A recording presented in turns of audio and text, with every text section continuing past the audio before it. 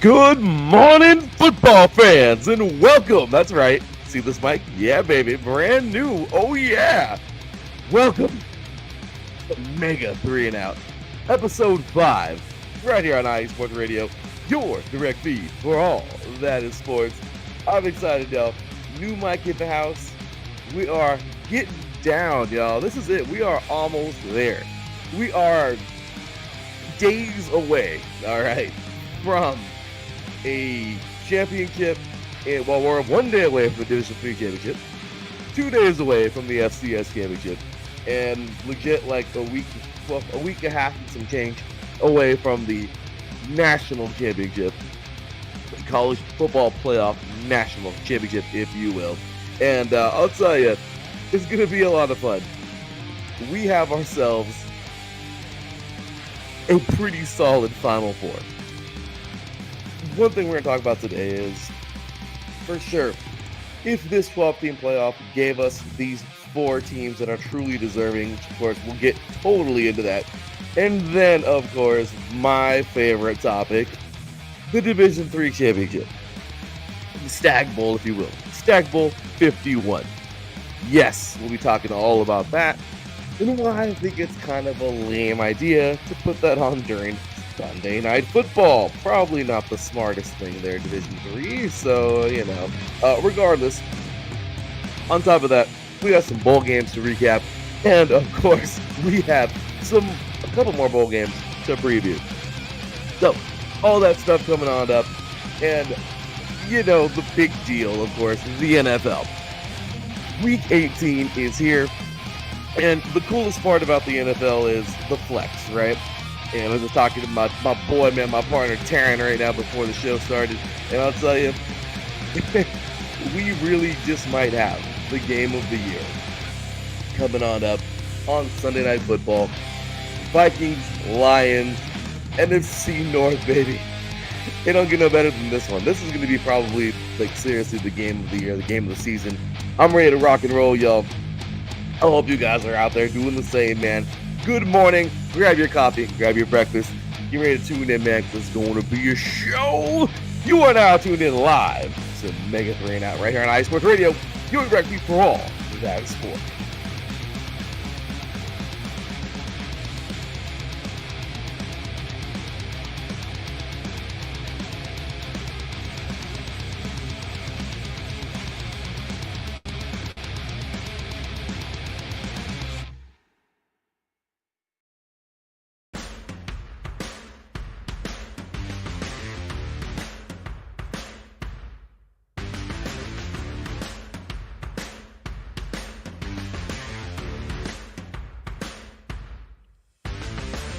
IE Sports Radio fans, this show is brought to you by Planet Jerky Premium Brisket Beef Jerky. Planet Jerky is the official jerky of the 2022 California League champion Lake Elsinore Storm, Single A affiliate of the San Diego Padres. This all brisket jerky has gluten-free options, contains no MSG, no sodium nitrate, is low in sugar, and high in protein.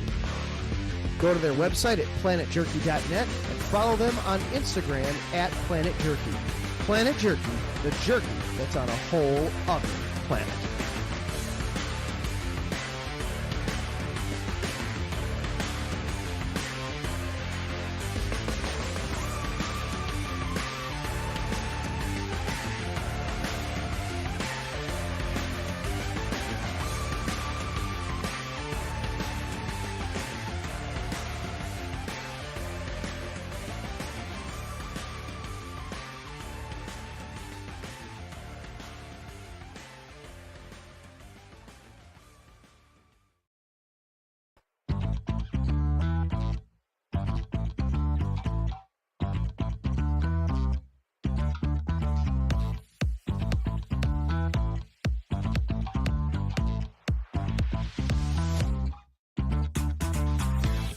Hey there, IE Sports Radio fans. Be sure to check out our sponsor, Seal the Deal Wax Seals by Cecilia B.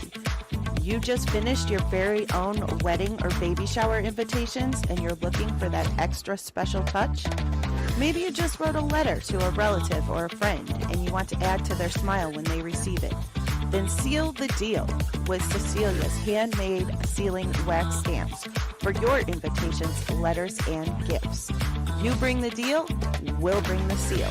You can find them on Instagram at sealthedeal_wax stamps and on Facebook, Seal the Deal Wax Seals.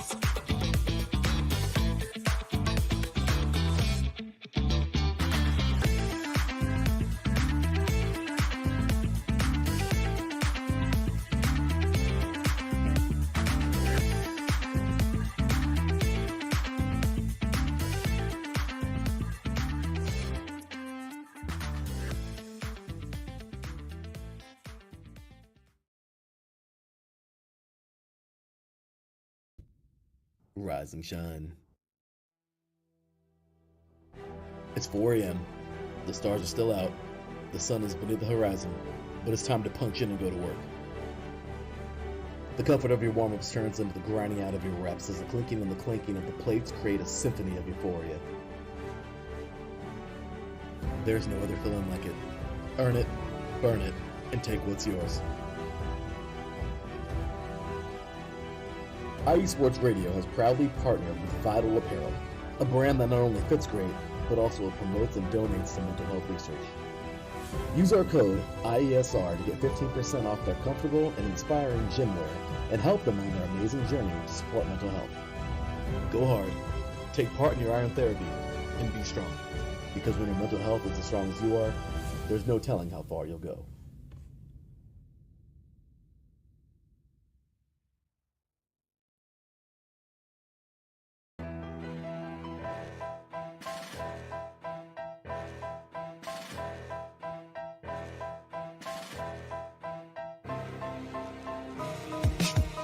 For the last 10 years, IE Sports Radio has been bringing you amazing content ranging from interviewing legendary athletes, coaches, and other authorized media personnel to building tailor-made shows dedicated to all major sports cities around the country.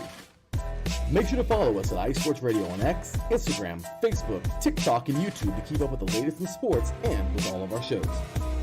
Also, make sure to check out our daily updated website at iesportsradio.com.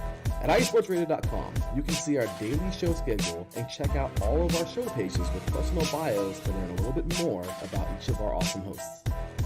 In addition to our show pages, you can catch the iSports Radio blog, Hall of Fame, Fans of the Month page, and our merchandise shop, including t-shirts, tank tops, caps, long sleeves, hoodies, and more. For now over a decade here at iSports Radio, we've continued to be by the fans, for the fans, and we thank you all for your support and for making iSports Radio your direct feed for all that is sports. Nod your head, y'all. You already know what time it is, man. 3 and Out is here, baby. It's about that time. Let's get it. Alrighty, y'all. First thing we gotta get to, man. You know, when we jump back in here, I gotta get my boy in here, man. You know.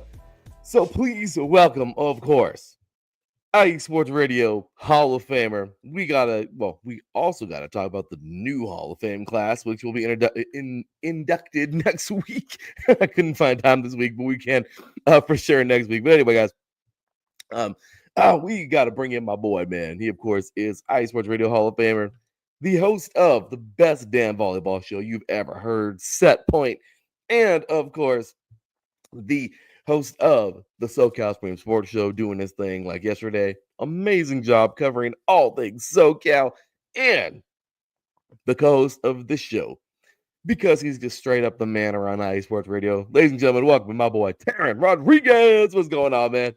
Yo, thank you for having me on, Larry B. Great to be back on here. Happy New Year to you and everyone. Let's get into some football. Let's get it, bro. Happy New Year, man. I'm glad. How was the New Year's? It was pretty good. It was pretty solid. That's awesome, man. By the way, Teran is over there on Texas time right now, man. He's 2 hours ahead of where we usually are. But a little bit different out there. This time you're actually going to be out there a little bit longer, aren't you? Yes. That's cool, man. You enjoying this? You enjoying yourself in the Lone Star State out there? Yeah, I'm enjoying it. That's cool, man. Well, hey, enjoy. I think that's pretty awesome, man. Shout out to you, brother. That's awesome. You're gonna be out there doing your thing and doing the volleyball thing too, which is gonna be pretty sweet, man. Yes. So Teran's got lots of news. Tune in, y'all, to Set Point. Trust me, you can check him out right here. Teran Rodriguez, 1 setpoint_IE, and of course, SoCal Show IESR for the SoCal Supreme Sports Show. And then, of course, you can catch me up on there. Yeah, the THEE_LB53, 3 and out, all spelled out, CEIE, and of course, 3 and out, all spelled out, IESR. Like I said, next year will more than likely just be all one show because Teran and I just chomp through this stuff. We love some football, and hey, it's a lot of fun talking about it, right? So, anyway, guys, once again, good morning to all of you. I got Gen B up in the comments here. Have a great show, gentlemen. Thank you, Gen B. We appreciate you. Hope you're excited for tomorrow night, which we'll get into in just a few moments here. And I'm not talking about the Browns. I'm sorry. I had to. Was that a low blow? No, wasn't a low blow. No. I guess I could say, hey, I don't talk about the Browns. You gotta throw in there. You gotta get these when you can.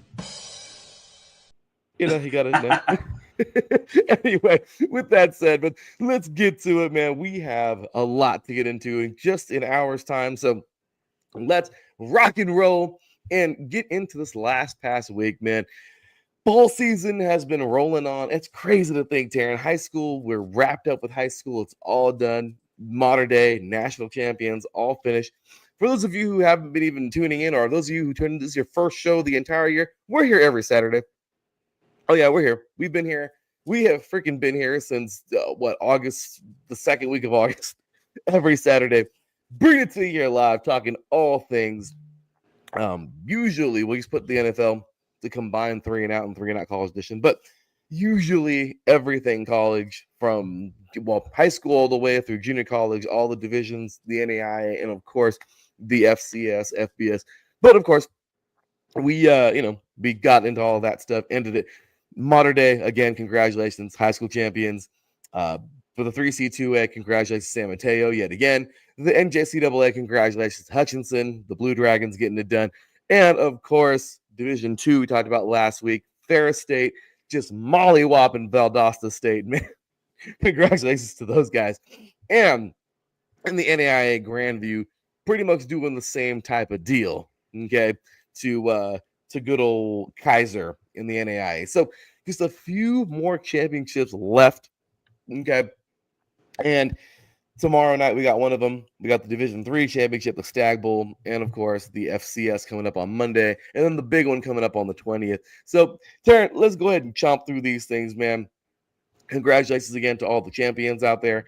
And, let's see if we can. We're going to be crowning a few more coming up soon. But moving forward, bowl season, man. We're just going to roll on through it. All right. So, starting things off, man. As Teran already said to start things off, Happy New Year. Hope all of you had a Happy New Year. Okay. It was a lot of fun. That's right. We're enjoying our New Year's out there. Yeah, Gen B is excited already. She already knows what we're getting into, the Stag Bowl coming up. But we got some bowl games to kind of just chomp through so that way we can, get those out of the way. But Teran, last week when we started the show, we had right underway, an hour into our show, the Fenway Bowl. Yay! Maybe not. I don't know. Maybe it wasn't that fun, Teran. But of course, things started off Fenway Bowl, and boy, that was a game. I don't really know what to call it, but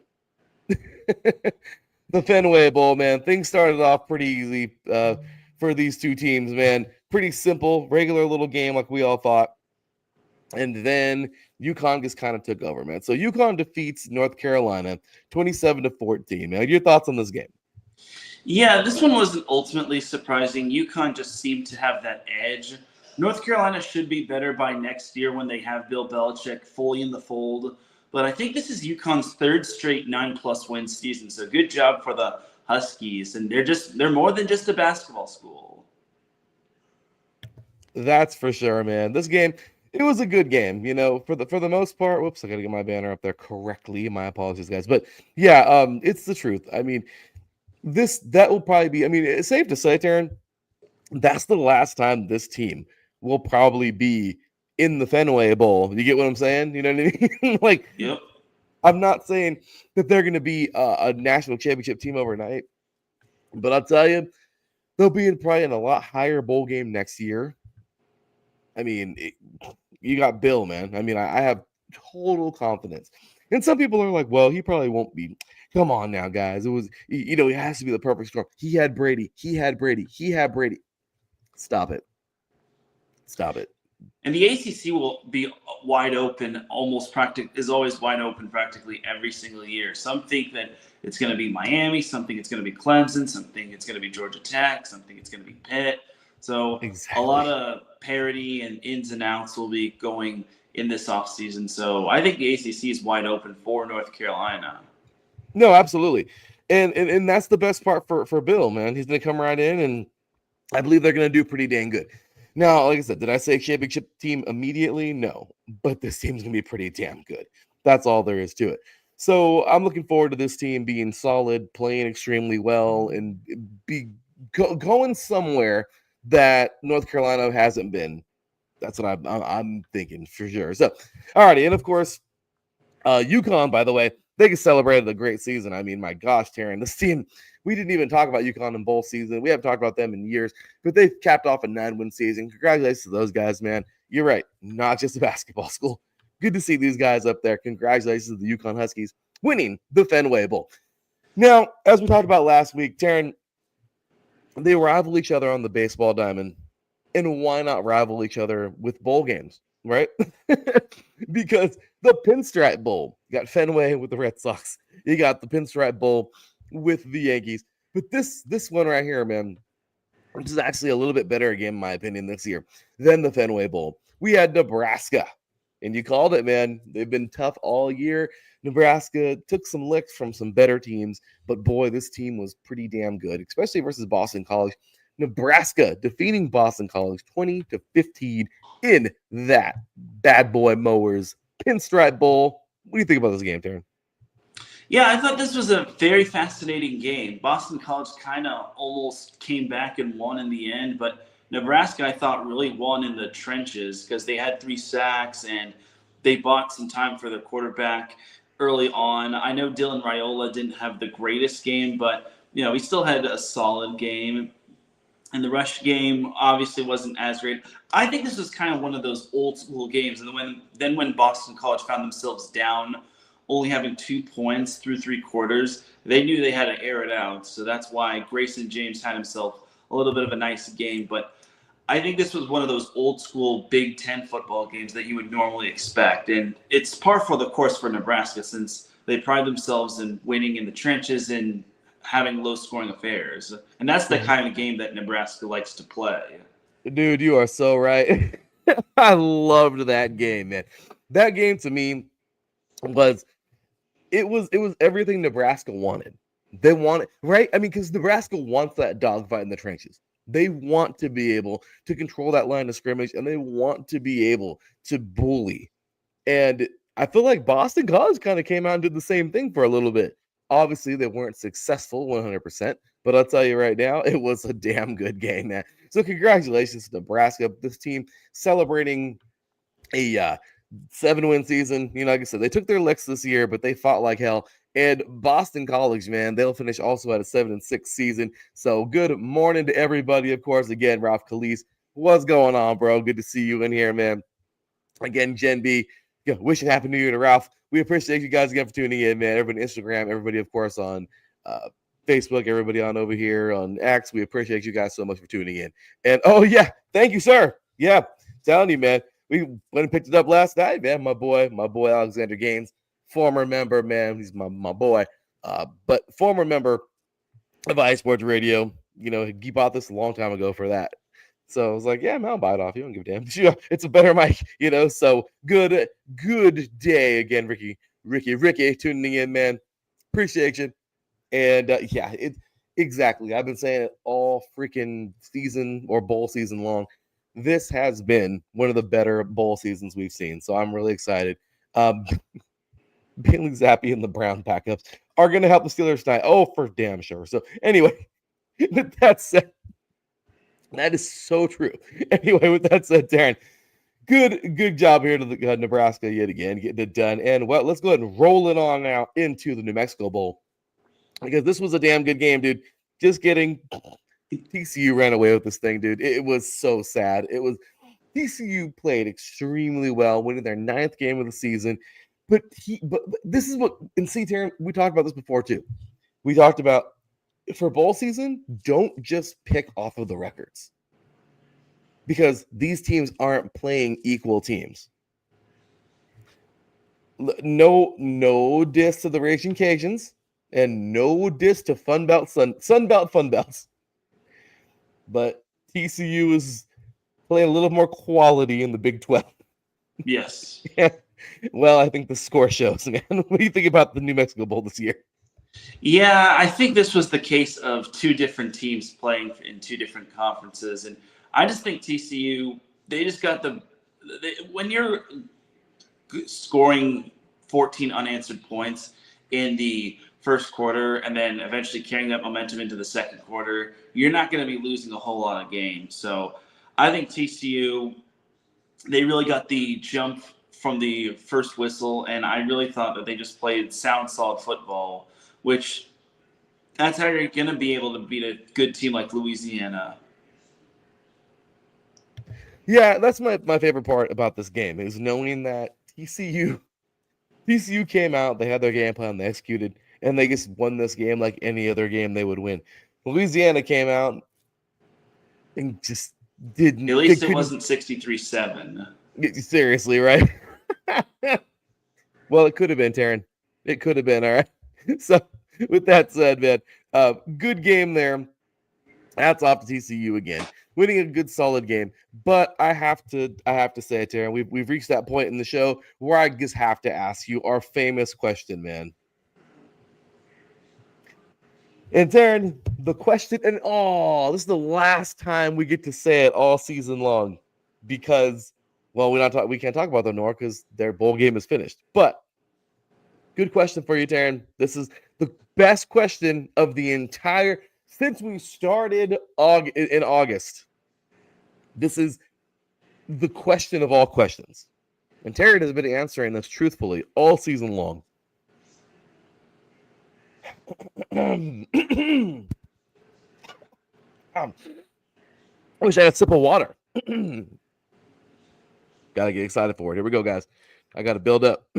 One more time for the season. Here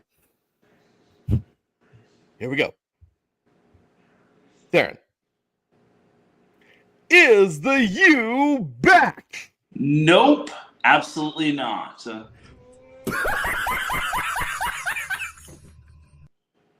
Not by a long shot.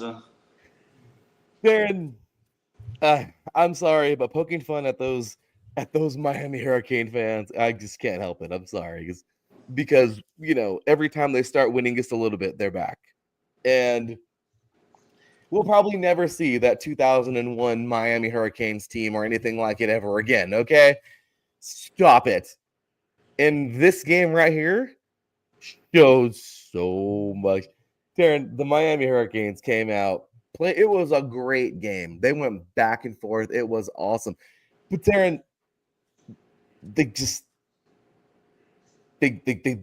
laid an egg, dude. You know what? They didn't lay an egg. Iowa State's a damn good football team, dude. And they came out and they won the 56 seconds to go. Rocco back 1 yard run into the end zone, and the extra point by Kyle Conradi seals this game 42-41. The Cyclones win their 11th game of the season, and good old Miami finishes at 10-3. Teran, how about this game, man? Yeah, something I will never understand with Miami. They played Cam Ward. Cam Ward did play, and then eventually he got benched. He got benched, or they decided to go with the backup, which made no sense to me. It's like, why would you take out the hot hand? Are you trying to preserve him for the NFL draft?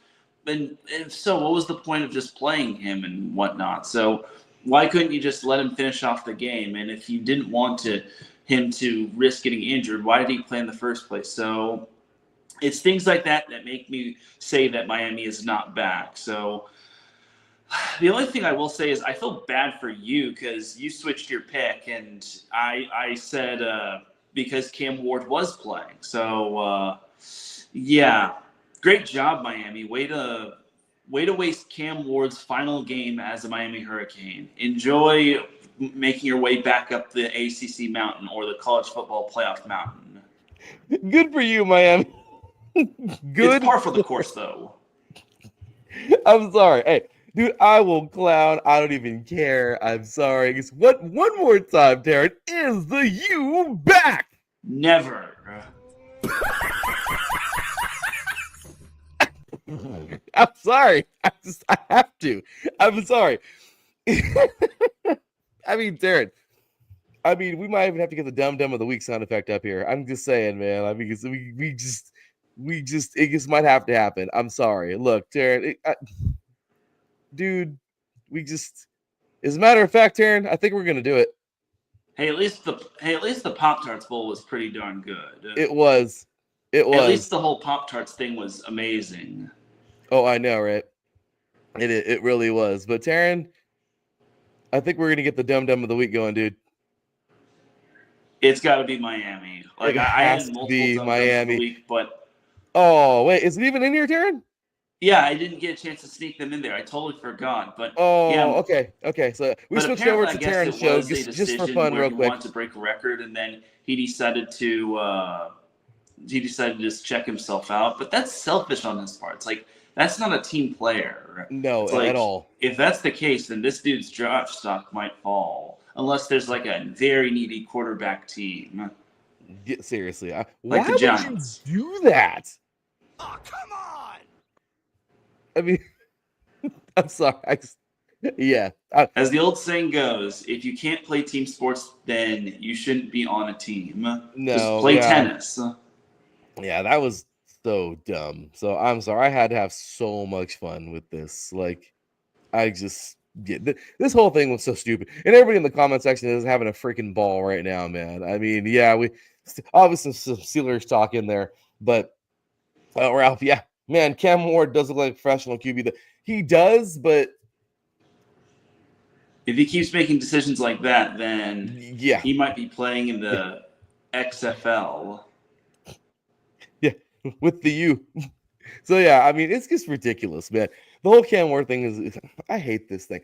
And I'm telling you, I don't care, man. You already know me, Teran. I don't give a damn. You play with your team. I don't care. Oh, my draft stock, No, bro. It's the same thing with the Pro Bowl.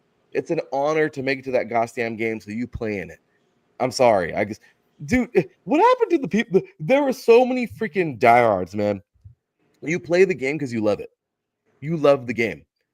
I'll tell you right now, man. I was watching a video like with the most current problems of the NBA, and this is some real stuff, Teran. There was Magic Johnson said in an interview, and he was on live. I don't even know what show it was, but he said that him and Michael Jordan. Okay, this was a while back, but he said he was recently on Michael Jordan's birthday party. Okay, I don't know if you've seen this one or not, but he had said Michael and him were talking about like these guys that sit. Like in the NBA, they just take games off. He's like, dude, we couldn't wait to play. All we wanted to do was play basketball. That's it. We didn't care. He says, people pay their hard-earned money to come in those stands and watch us play. So we're going to give them a show. He's like, nowadays, this is why the NBA is like horrible. Because, and this is the same thing, man. It's the same thing. I don't care about your draft stock, bro. I mean, that makes me mad. To me, that just goes to show me that you're not a team player. That goes to show me that if the team was bad, you would have jumped in the transfer portal. That goes to show me that in the NFL, when you're not getting your way, you're going to be a little crying, a little bratty punk, and you're going to be holding out for all this money that you don't even deserve. Okay? That goes to show me, and I'm going to go here, Teran. I don't give a crap. I'm on one right now. That goes to show me that you're that same kind of fool that's going to come into the NFL and try to ask for ownership of the team. and then be horrible. I'm sorry. I don't even care. I'm sorry, but The Bears, you guys got screwed, man. Bad choice, Joyce. Anyway, but yeah, man. So yeah, the whole Cam Ward thing was mishandled. I think Cam Ward wanted the records and then come out exactly. Just wish they were honest from the beginning. Thank you, man. Don't be a cover up stuff, man. Let's not get to the U and doing that. So anyway, I heard it was his choice. He wanted to make. These are all just, I know, stupid crap. But yeah, at the end of the day, man, I don't know. What do you do? What do you say? Like I said, this day and age, man, I hate it. I wish I watched my father's NFL and not today's NFL, and my father's college football and not today's college football, because these guys nowadays, it's a joke, man. So money, way to go, money. But anyway, sorry, I just had to throw all that out there. So anyway, Teran, moving on. The Snoop Dogg Arizona Bowl. Teran, I don't know if you agree with this. Of course you do. The Snoop Dogg Arizona Bowl was amazing. I loved it. He was all over the place. He was with the cheerleaders. He was around the field. He was on the sideline. He was sideline reporting. He was in the booth for 2 full quarters, just chopping it up, man. It was so cool hearing him and all the things he's done with the Snoop Dogg Football League. 20 years now of doing that, getting some players to the league, to some big D1 colleges. I mean, he's done so many things, bro. I don't care, man. Love him or hate him. I've been a Snoop fan my whole life because, I mean, I grew up with that, man. I mean, before Snoop was ever this Snoop, that's the businessman that's everywhere. He was the gangster rapper from East Side Long Beach that I was chilling in the back of the 6'2". All right, my pops up front, mom riding shotgun, me in the back seat. All right, as a 5, 6, 7-year-old. All right, with the Kenwood amplifiers and the punch kicker boxes back there, just bumping. You know what I mean? Just bump. That's where I learned Snoop back in the 90s, obviously. So obviously growing up as a fan of his, it's so cool seeing all the stuff he's done. You know, it's super cool. And I love it. You know, I really love everything he's done and all the cool things he's been a part of and everything. I mean, the Olympics was his thing. It was so cool, man. You know, he was there doing his thing, and I just loved it, man. So it was so cool seeing that side. You know, being able to conduct the bands. They were playing his songs. I loved it, man.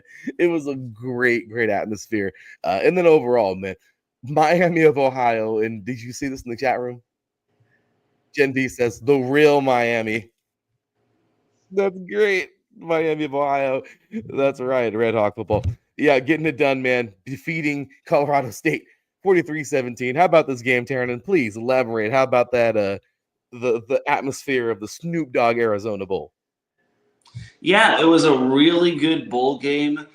First half, it was more of a defensive battle, but Miami really turned it on as Kevin Davis was phenomenal, as he had a 97-yard touchdown run. So maybe he could possibly be a prospect for the NFL. But yeah, I was really impressed by Miami and how they turned it on in the second half. And that's a good Miami team. Remember, that was the team that lost in the MAC championship to Ohio. So the fact that they got their lick back and they managed to end the season with a win shows the grit and resiliency that Miami has. And to me, that is so huge because you're right. They lost the MAC championship, but it goes to show you how damn good Miami is. You know, like I said, the real Miami. Yeah, absolutely. The real Miami. Because you don't got no fools holding out on this team. These guys are playing the damn game, okay? So you couldn't get me off the field, Teran. I don't give a damn. I'll play the game for free. You don't got to even pay me. I just love hitting people. Maybe I'm just crazy. I love football. So, yeah, these dudes went out there and showed how much they love it, man. They played that game. Snoop Dogg giving the trophy at the end. I forgot the young man who was the MVP. Snoop Dogg was giving shout outs at the end. Number 21, like he was telling everybody, like, wait to get that coverage. I love, man. I hope, from what I understand, the Snoop Dogg Arizona Bowl is here to stay.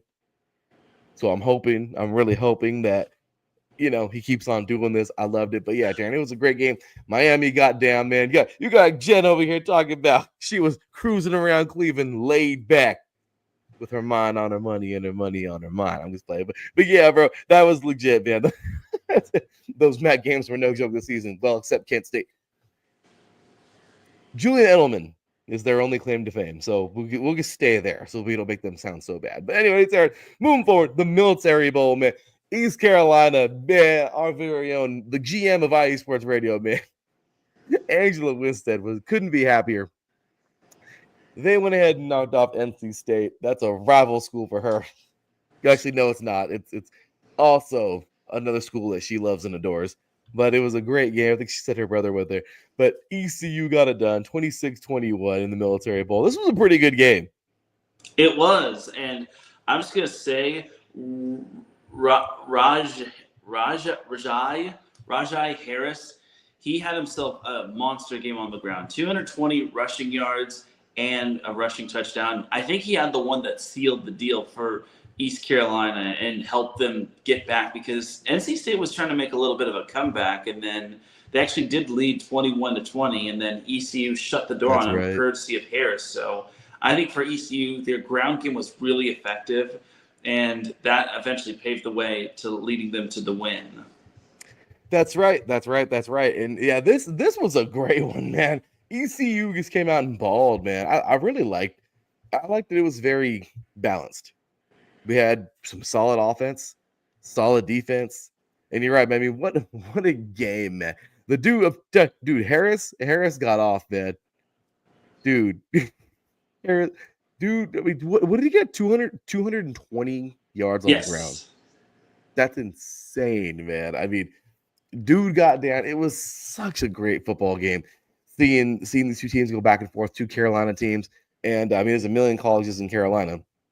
But great job to them, man. ECU getting this thing done. And as you said, sealing the deal. And, well, I thought that was pretty awesome. So moving forward, man, great job to ECU in that victory there. BYU gets it done in the Alamo Bowl, the Valero Alamo Bowl, 36-14. We also had some players that played in this one. Teran, what you think about this game, man? I was very surprised Colorado had such a clunker of a game. This was the battle of the Big 12, but man, Colorado just looked so off. Like, don't get me wrong, BYU played an amazing game, and BYU is that type of team that seems like they're not going to win, but against a certain opponent, but winds up beating them by a good amount or just stunning the world. But I did not expect Colorado to get shut out in the first half and then have Shedeur Saunders and have a stinker game. Like, half of his passing yards were to Travis Hunter, who finished with a touchdown and had 106 receiving yards. But, God, BYU must have had a very good game plan for Colorado. I mean, keep in mind, these were the two teams that were on the outside looking in when it came to the Big 12 championship. Yeah, this game was weird because BYU just dominated. Like, it was like to me, these cats, man, it was just, they came out and played their game. Colorado just looked like they were kind of lost. Like, it wasn't there. Like, they were like hesitant. I mean, BYU dominated, man. They kicked their ass at the half. It was 20-0 at the half, man. I mean, they beat the hell out of this team. So, how did this team not make the Big 12 championship? That's my biggest thing. Thank you. Their only two losses were Big 12 losses. I don't get it. But what I do know is this team is so damn – they're talented. And they play well, man. Big ups to our boy, man, Mr. DFW Sports Raps himself, Drewski. Of course, Ricky says here, oh, yeah, it was over with Shedeur Sanders. Yep, when Shedeur Sanders had the Giants cleats. I'm sorry. That was good. That was a good one. But, yeah, Shedeur Sanders, man, it was poor guy, man. I know they're all getting on him here in the chat. It was hard. I felt bad for him. A rough go, man. I mean, when you look at this whole season, I could think of a couple of things. Look, they balled, they played, okay. But when it came time for the big moments, but like Colorado had a solid season.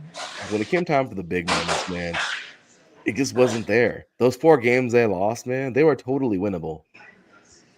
You know, they had these games. So I mean, I don't know, man. I mean, yeah, BYU was growing, man. That's for damn sure. Yeah, man. BYU came out and balled, man. But yeah, Taryn. I mean, overall, BYU gets played. They played their game. They done beat down Colorado. But hey, we'll move forward from here. I mean, we'll see what's going on, after this. But damn, BYU played, and congratulations to these guys winning a big one here. Next, what we have the Independence Bowl. Army just destroying La Tech. Don't forget, guys, this was supposed to be Marshall, but everyone hit the transfer portal. Like everybody hit the transfer portal. Okay, and no Marshall. Okay, Marshall has to get a brand new team basically. so La Tech stepped up. Army beat these guys down. Good game for Army, but what do you think about this game, Darren?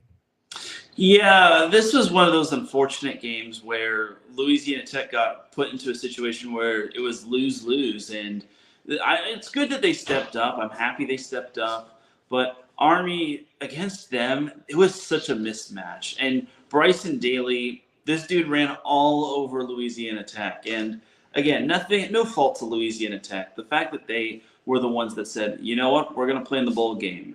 That was great. But unfortunately, they just ran into a buzzsaw that was Army, which was vastly improved. Oops, sorry, guys. Army was balling this year. And you know what? Congratulations to these guys. Yeah, Marshall had a solid team too. But yeah, it's true, man. The portal just ruins everything, man. The portal ruined college football. It's just gonna get worse. What can we say? I'm sorry. I hate where we are right now with football in so many ways. But yeah, man, good stuff there though for Army overall. I felt like if Marshall would have had their full team, this would have been a lot of fun. But anyway, man, so we're just gonna keep on moving forward, man, because we got a lot to get to today. So Music City Bowl on Monday, this past week, Mizzou and Iowa. Dude, this was a nail biter, man. How about this game? This was a good game, and Missouri obviously had themselves a little bit of a high-scoring affair with Iowa, and that seems to favor teams that do play against Iowa. I think Iowa, being a team with a very strong defense, they have prided themselves in low-scoring affairs, whereas if they get into that high-scoring affair, then I don't know if they can really keep up. So good job to Missouri. This is a solid Missouri team. They're not the flashiest in the SEC, but they were one of the bright spots for the SEC in certain bowl games.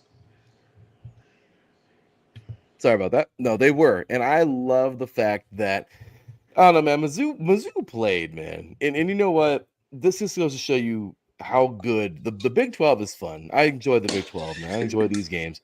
And seeing I'm sorry, the Big 12, the SEC. The SEC is still good. I still enjoy watching the SEC games. All right. And I know a lot of people right now are like, the SEC's falling apart, but nah, man, still the other conferences are getting better. They're catching up, So Mizzou played well, man, and Iowa. It was nice to see Iowa actually look like they have an offense, which they usually. Yeah, we got the Snoop Dogg thing going already, man. I heard a country version. I'm telling you, it's crazy. The acoustic version really is country-ish, but anyway.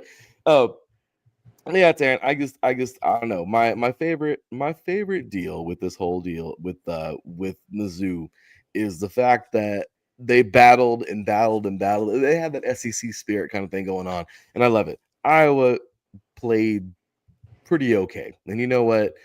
This was a hard one because I wish both teams could have won, man. You know what I mean? Like, it was a good game. It was a good game from start to finish. So really happy for that, for both teams that made it here. And well, it was a good game. So hopefully, this was one of the better games of bowl season this year. So all right, Taryn, moving forward, man, we have a game that our very own Angela Winstead deemed the Embarrassment Bowl. And it really was, because Michigan and Alabama were both heavy-hitting teams in the last couple of years. Alabama since 2009. And guess what? Now they're playing in the ReliaQuest Bowl. And Michigan defeated Alabama. Darren, what about this game, dude?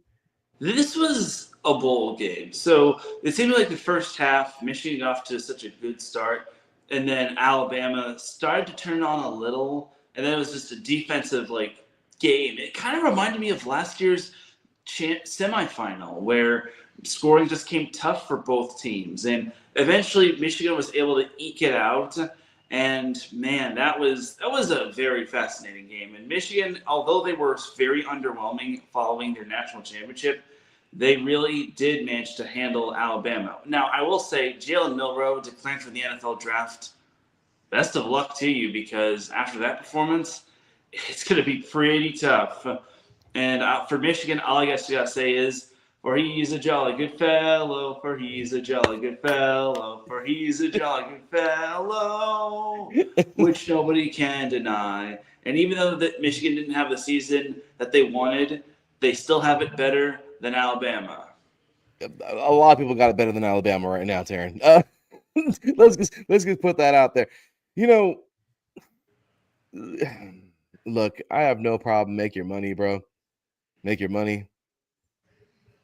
I mean, I don't know. There's some things that I get it. I get it. We're in money times. Okay, I get it. It's always been about money. Okay, and we got to make money to survive. Like I always say, I'm a proud capitalist, man. I'm all about it. You got to play the game. You got to make the money, but don't forget about what makes you the damn money. I mean, that's the big thing. That's like me going to work every damn day and then signing all these deals and then forgetting to do my job. You know what I mean? Like you kind of have to do what you were supposed to do because that's what got you there. So yeah, dude, I'm not hating. It's just, I really hope he gets gets drafted high because it's true, dude. Angela showed me a video where he was actually shooting an NIL video instead of warming up. Ew. Yeah, you probably should be warming up, bro. I'm just saying. I played that game over 20 goddamn years. I think Get I know, ready to man. join the Houston Roughnecks. I'm sorry. Yeah, dude.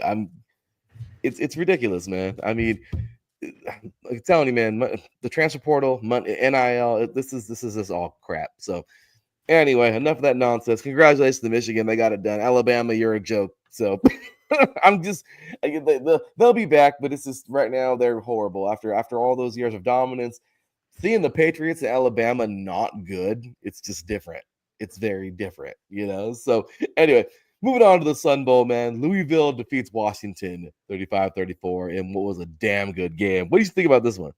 This was a very good game, in my opinion. I thought both teams looked really good in the first half, and then Louisville turned it on the third quarter, and then Washington eventually got its chance to try to get the win. I liked the call going for 2, but unfortunately they just didn't execute it properly. So very good game, in my opinion. But this is where, if you're Washington, you miss playing at home, which has been their holy savior. They just don't seem to be a good road team. And if you're not playing well outside of your home turf, you're going to be up a creek without a paddle. And Louisville, they better be thanking their lucky stars they didn't have a blunder like they did last year against SC.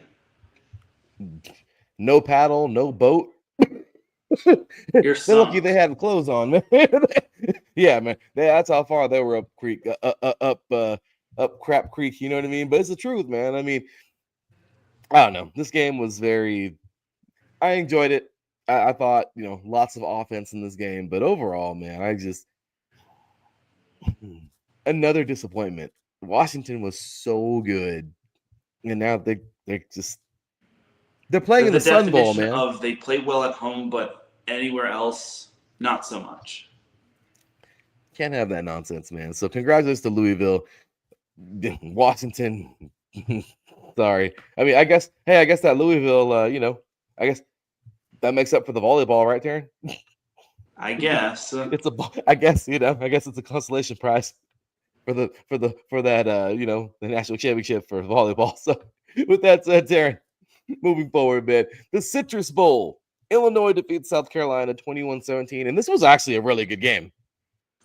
Yeah, this was low-key a very good game, in my opinion. I thought this fun fact about Illinois, them beating South Carolina is actually the first time they've beaten an SEC foe in its program's history, which I think is pretty darn cool if you ask me. So, yeah, I really thought this was a low-key, underrated game, in my opinion, and Illinois rising to the occasion against a very talented South Carolina team. Remember, this is the same South Carolina team that pulled off a bunch of very good wins this season and could have made a good push for the SEC championship. But for Illinois, I think being in the Big Ten really toughened them up.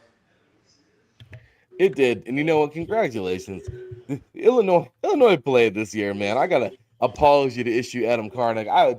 I said before the season because I was so hyped up, and I obviously hate the Pac-12 fell apart the way that they did, and I obviously hate the fact that we're a part of a Midwest kind of deal, and I don't like it. I don't like it at all. To me, I'm West Coast all day, but of course, got respect for everybody. But it's just I want our conference.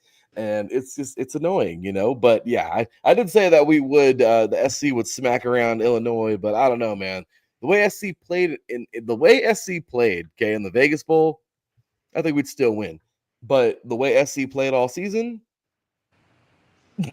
I don't know, bro. With all their players, I think maybe they could beat Illinois. But if they had the current roster they had against Texas A&M, I don't know. Yeah, no. This was a freaking joke. I mean, for the most part of the season with good old SC, man. So I don't know. There's some issues that I have here. All right, with SC that we've talked about many times. But anyway, Darren, moving forward into the Texas Bowl, last game of the of this day, really, before the major bowl games. But LSU defeating Baylor 44-31. This was a fun one, and then it just kind of got out of hand. Yeah, LSU really turned it on in this game. And Garrett Nussmeier, I will just say, he looked like Joe Burrow out there. Now, you could also make the argument that Baylor's quarterback, Sawyer Robertson, also looked good. But by the time Baylor was down by a lot going into halftime, Baylor had to abandon the run, and they needed to start airing it out. Even though they did get 2 touchdowns from Pendergrass, their running back. But honestly, LSU, they had just had a lot of weapons. There's a reason why they're known as wide receiver U, having produced a lot of good wide receivers. But I thought LSU, in my opinion, once they got off to the early jump, Baylor was not going to win this one. And it kind of helps that LSU had that tough schedule in the SEC. It just is weird knowing that LSU, where was this LSU team when it mattered most? And why can't Garrett Nussmeier play consistent every single game? Bro, it's just thank you. LSU, I mean, come on, man. SC beating LSU at the start of the season it wasn't like a red flag because that was going to be a damn good game no matter what. But then LSU started just crumbling all year. That team's got some issues going on. Hopefully they resolve them soon. But anyway, Darren, off into the college football playoff, man. Here it comes. This is it. We had some games getting played this week. And boy, oh boy, were almost all of them shockers. Starting off, well, not this one. This was not a shocker. New Year's Eve, Penn State. As much as I wanted Boise State to win this game, obviously they weren't going to win, and they didn't win. Penn State was clearly the better team. We knew they were going to be the better team. We knew they were going to win this game, and here it is, 31-14. Overall, solid performance by these guys to win the Fiesta Bowl. Last game of 2024. It was pretty solid. Pretty good game overall. What do you think, Teran? Yeah, I thought Penn State did a really good job of slowing down Boise State's run game, aka Ashton Gentry. I thought although Gentry did get over 100 rushing yards, which was only the second time Penn State has allowed a running back to go over 100 rushing yards, I just thought that Boise State didn't have a good response outside of that. I just thought this is where you wish you had a really good quarterback, like a Garrett Nussmeier, like a Will Howard or Cam Ward or Shedeur Saunders. Like, if Boise State had that, then honestly, they maybe could have had a better shot at Penn State. But I just thought that Boise State, they just didn't have anything once Penn State shut down their run. And it sucks because I think Boise State was in this game for the most part. It's just that they couldn't find their way out of the hole. Yeah, it was ugly. It got ugly. And I think what gets me the hardest in this whole deal, man, the hardest of this game is just knowing that the absolute phenom that we saw this year, man, Ashton Jeanty, seeing his exit was so hard. But it's true, man. Coach Franklin, he said it. They all week long. He was telling his guys, if you do not slow him down, he's gonna run all over you. Like, you have to be. And dude, they played extremely well. Like, they got very technical. They brought in a lot of blitz packages. Yeah, they were Stuffing. stacking the box. Oh, they were in. They brought 8 men sometimes, man. They were freaking everywhere. And you know what? They had an answer, and it was awesome, man. Boise State played their game. Penn State gets adapted, and they played damn good. They stacked the box. There was lots of contain. These defensive ends, dude, are MVPs. The big boys in the middle, they were right where they needed to be. You know, right in there. The 1 and the 3 in the backers were stuffing. There were gap stuffing. I mean, it was beautiful. That defense was simply gorgeous that day. You know, I loved how well they played. So congratulations to them. Like I said, they were the better team, and they get a big victory here. So then, of course, we get into New Year's Day, Teran. Oh boy, New Year's Day. And we start things off with the Peach Bowl. Darren, what the hell? This game was awesome in so many ways. But I just gotta tell you this right now, man. Texas is scaring me. This is no diss to Arizona State, because even our very own Alden, man, he even said it. Like, yeah, they shouldn't even be here, but they were there. So they played a hell of a game. Okay, they played extremely well. They gave Texas all they could handle, but I'm a low key kind of, I don't know. Texas is kind of scaring me, because they probably should have won this game a lot like Penn State defeating Boise State. I'm just saying. But, and don't get me wrong, maybe not that easily, because Arizona State is more quality, in my opinion, than Boise State. But overall, man, Texas, they fought. It was a good game. But you know, it was concerning. Anyway, this was a hell of a game. They went to double overtime. Texas winning this thing 39-31. I don't know. What you think about this one, Darren? This was quite the game right here. Texas just looked strong in the first half, and then Arizona State, they got off to such a slow start, and you can't do that against Texas. It shouldn't take you till the fourth quarter to start scoring. And if Arizona State had this offense that they had with their quarterback and Cam Scatteraboo, I think Arizona State would have definitely won. Like, Texas gave Arizona State every chance in the world to try to win, but Arizona State just could not fully take full advantage of it. And it sucks. And I get it. Everyone's going to say, well, that they should have called targeting on Texas. Yeah, but unfortunately, it shouldn't be left in the referee's hands. It should be left in the hands of the said team that's trying to win. So I think for Arizona State, don't get me wrong, they played really great.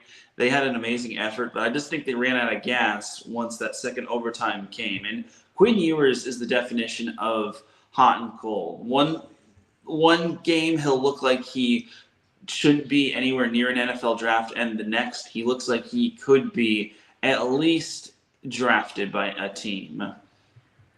Totally true. No, true. Okay. So my boy said, yesterday, that he feels Texas obviously moving forward now. Okay, they're playing. They got some more work to do. All right.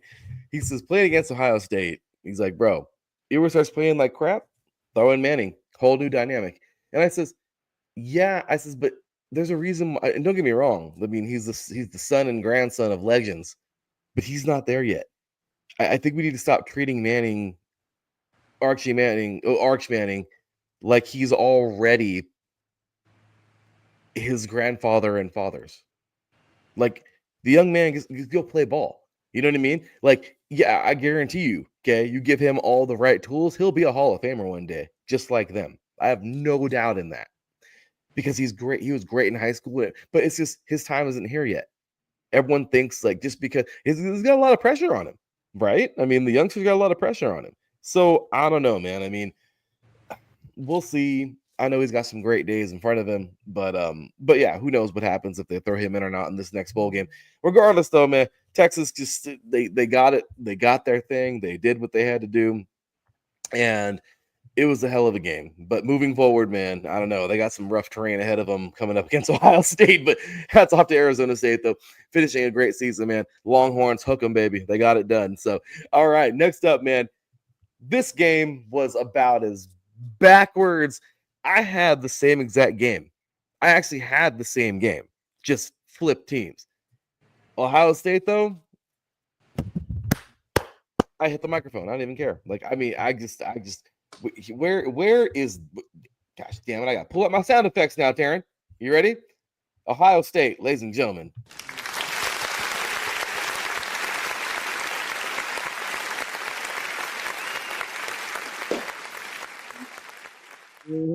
Here.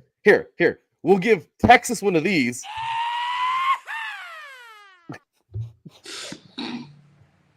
and Ohio State obviously gets the round of applause. Teran, they done beat the brakes off Oregon. And Oregon couldn't do a damn thing. This was crazy to me. I love the fact that Ohio State came out. This time, their defense was so different. They went more base 4-3. A lot of, the disguising of the coverages was absolutely awesome. They played like this hybrid cover 3, but it was like a cover 3, cover 2, where they kept everything underneath, but they also used their backers and flat and contain, and they just let the 4 big boys go. That's smart, Teran. They let the 4 big boys just play. You have one assignment. Just go get the quarterback. Let your backers have your contain. This was awesome, man. They played extremely well. And that offense, dude, they freaking lit up Oregon, man.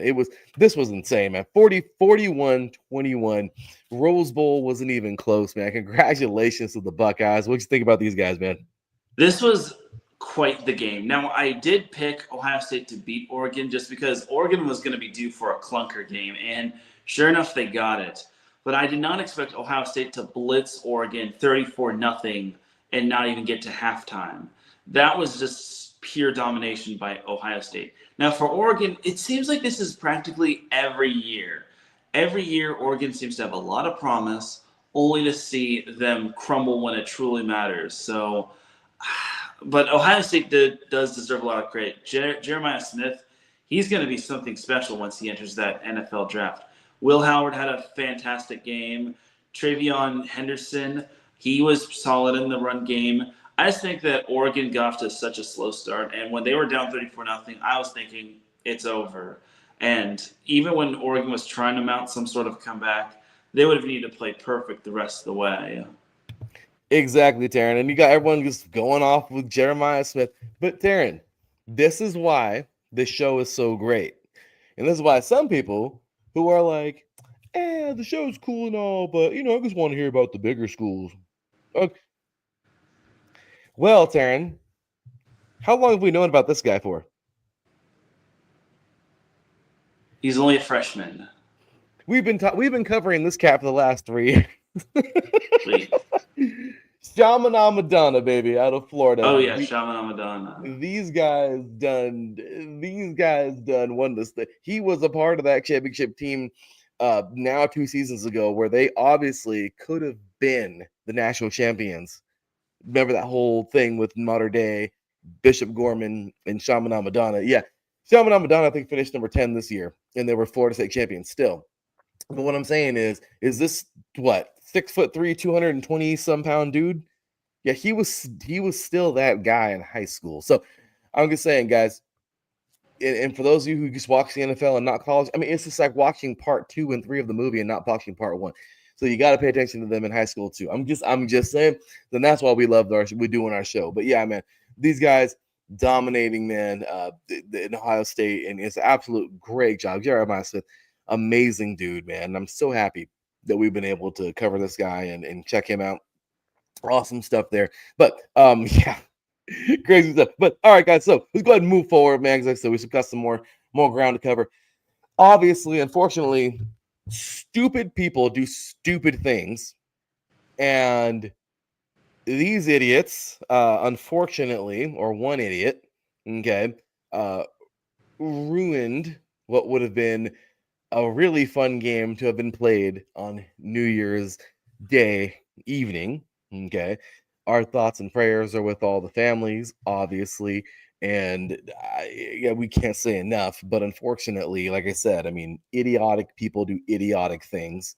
And that's just what it is. Come at me, bro. What's up? I mean, I'm sorry. I can't stand stupidity, you know? So unfortunately, things happen and it derails things, which sucks. But I will say that um, I'm just happy that the game was played safely, and I'm happy that everything ended up good and nothing else happened. And once again, just our hearts go out a million times over to the families of those who were lost in this, like I said, dumb shit, who did dumb shit things. But anyway, so I'm just saying, you know, we that first and foremost, above the Sugar Bowl, that's more important. You know, our thoughts and prayers to the lives of those lost, and thankfully we had a good, secure game, and nothing else happened. So thankful for that. I'm okay to wait a day if we're gonna do safety. That's fine, you know. But I'm just saying, unfortunately, though, that had to happen because this was a fun one. This was a fun game. Okay, it was awesome, and yeah, senselessness. Exactly, like I said, man. But once again, unfortunately, we live in a world with some people that are just idiots. I mean, that's all there is to it. So, what do you do, Taryn? You can't do much else, do you? I mean, right? I mean, dumbasses live out there, and well, unfortunately, we got to just try to not be around them. So, anyway, with this said, Taryn, Notre Dame though, dude, freaking took it to Georgia. Oh my gosh, did they not? Look, I get it. Starting quarterback isn't playing. I get it, but overall, dude, Georgia had so many pieces out there, and they just got schooled, dude. Like Georgia, Georgia just they. I think this was also another team that was due, right, Taryn? And Notre Dame gave it to them, man. I mean, I wasn't expecting this. I thought it'd be the other way around too. But congratulations, man. Notre Dame is moving on. Yeah, Notre Dame was stout defensively, and the run game was also pretty solid too. I think the biggest mistake for Georgia was I think they wanted to go for some points, and then they just couldn't protect Gunnar Stockton all that well. And then once that turnover occurred in Georgia territory, I think that was kind of the game right there. So don't get me wrong, yeah, it is tough not having Carson Beck out there, but this is kind of the reason why he got that next man up mentality. So I thought Notre Dame played a strong game. They looked really good defensively, and they just ran the ball effectively as well. And let's not forget about their quarterback. Like, let's keep it a buck. Their quarterback didn't even have to do all that much, and he was just hurdling over defenders and just running for 80 yards. He only threw 15 passes. He only had 15 completions on 24 passes overall, and he only had 90 yards. But Riley Leonard was the real deal. And again, once Notre Dame was controlling that clock, they were able to establish their run. They didn't really have the biggest game offensively, but they didn't really need to just because the time was on their side. No, that's for damn sure, dude. Notre Dame played. They played so well. You know, congratulations to these guys, man. You know what? They played. They balled out. Yeah. I love this. You gotta love it, man. Our very own Mike up in here, man. He just oh boy, he's having fun here. But yeah, obviously we don't hate them, but we're SC fans, so he's trying to give us a hard time. But regardless, good job for Notre Dame. They played well, and congratulations, man. They're moving forward. They're doing their thing. I'm excited to see them play coming up. So with that said, we're actually, of course, we're gonna do another show, Taryn, obviously before the bowl games are played. These next ones.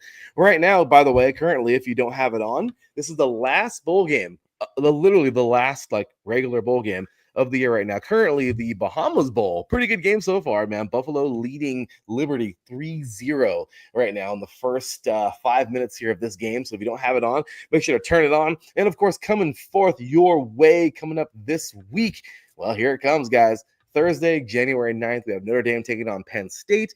And of course, Friday, January 10th, we have the Cotton Bowl, Ohio State taking on Texas. It's going to be a lot of fun. Teran and I will be previewing these games, obviously, before those days. We have a nice little show dedicated to just those. And then, of course, recapping the Stag Bowl and the FCS. So we got, another show before we get into those. But those are what's coming up next in the college football playoff, the semifinals, if you will, and the championship to be played on Monday, January 20th. So, yeah, as you can see, we got Jen over here just throwing up the – can we do it one time, Teran? Here we go. Are you ready? You ready? Here we go. Come on. Go. Oh. Oh. I can say we got to get one in there, right? So yep. But yeah, Teran, I'm just mad. Yeah, Notre Dame never does this with Brian Kelly. Freeman has been excellent. Exactly. He got Coach of the Year, by the way. I remember when he got drafted, dude, into the NFL. Remember? What was he, a Buccaneer? I think. Out of Kansas State. Anyway, but yeah, no, crazy, right? But yeah, we're gonna get into this in just a little bit. I'm excited, man. It's gonna be a lot of fun. All right, let's get it, man. Let's get it. I'm thinking of the wrong Freeman. I'm sorry. Anyway, sorry. Excuse that. Sorry, my bad. But anyway, with that said, you guys, let's get it, man. Let's take ourselves a quick break, and when we come back, we're gonna go ahead and jump on in to a few previews and a little bit of NFL before we're out of here. You are listening to Mega 3 and Out right here on IE Sports Radio, your direct feed for all that is sports. Will be right back after this.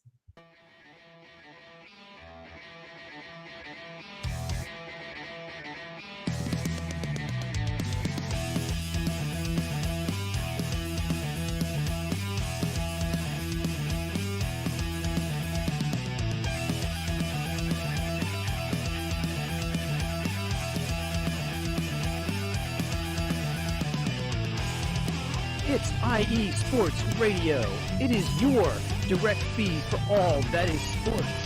It is Philly Sports Talk with Cash and Chris every Tuesday night right here on IE Sports Radio, your direct feed for all that is sports. Philly Sports Talk with Cash and Chris is the most comprehensive view on Philadelphia sports exclusively right here on IE Sports Radio. You know what it is, your direct feed for all that is sports. Tuesday night, IE Sports Radio, Philly Sports Talk with Cash and Chris.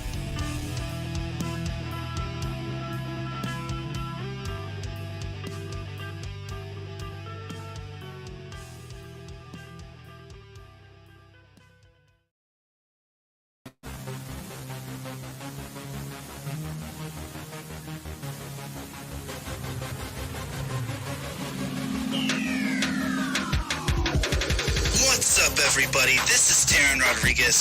Are you a fan of volleyball? Are you a fan of Thunderous Spikes? Then I have the show for you. Set Point, where I cover NCAA men's and women's volleyball, high school boys and girls volleyball, beach volleyball, and even professional volleyball. Catch the action every week here on IE Sports Radio, your direct feed for all that is sports.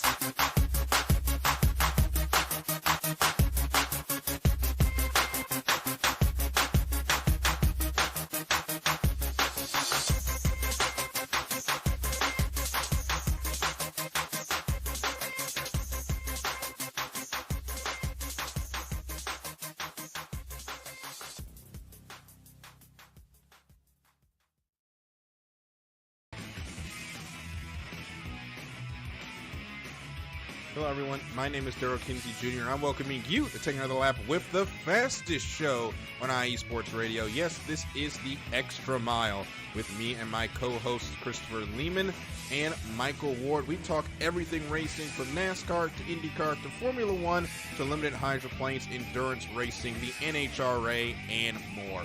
So come join us for an hour of great racing talk and a lot of fun as well on the Extra Mile, Thursdays at 8 p.m. only on IE Sports Radio, your direct feed for all that is sports.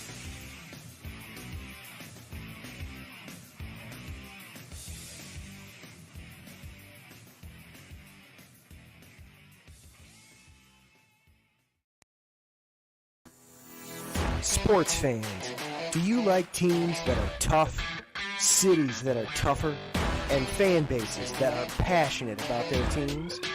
How about teams that are historic and stadiums that are iconic? Then you belong in Chicago, and you need to check out Chi-Town Weekly. Join me, Adam Kernick, every week as we keep up with all things Chicago sports. Bears, Bulls, Blackhawks, Cubs, White Sox. We'll cover them all, plus more. The Windy City is always buzzing, and we'll keep you up on all the big games and major stories. So tune in to Chi-Town Weekly every week right here on IE Sports Radio, your direct feed for all that is sports.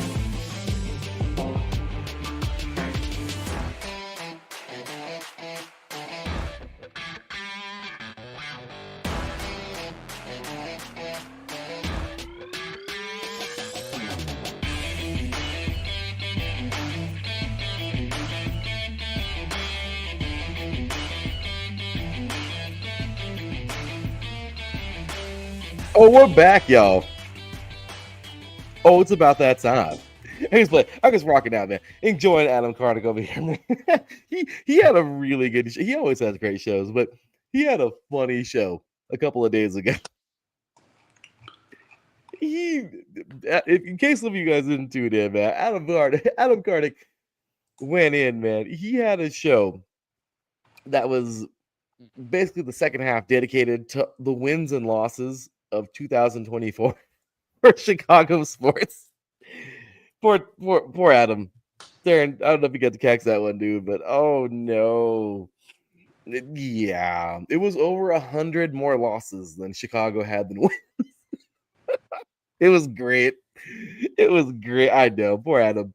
And I love how the name of his show, by the way, you know, we have our little titles, obviously, like today, Mega 3, not episode 5. Happy New Year's football. Well, Teran, his was hilarious. His was 2024. Please be rock bottom. Because he's really, really hoping Chicago sports get better in 2025. Because boy, they were anything but good in 2024. So yeah, congratulations though to these two teams who made it to this good game, which we're going to be talking about in just a few moments here, Teran. But as the Stag Bowl rages on, hopefully you guys are enjoying the Stag Bowl right now. The Bahamas Bowl. Good game so far. But as we go ahead and jump on into what's coming on up. Okay, first things first, Teran, I just got to put this out there. I got a bone to pick with Division 3. I just really have to do this. I have to. Okay, the Stag Bowl's great. I love Stag Bowl. Stag Bowl 51 is tomorrow. It's going to be an awesome game. Okay. Division 3. Guys, can you come here for a minute?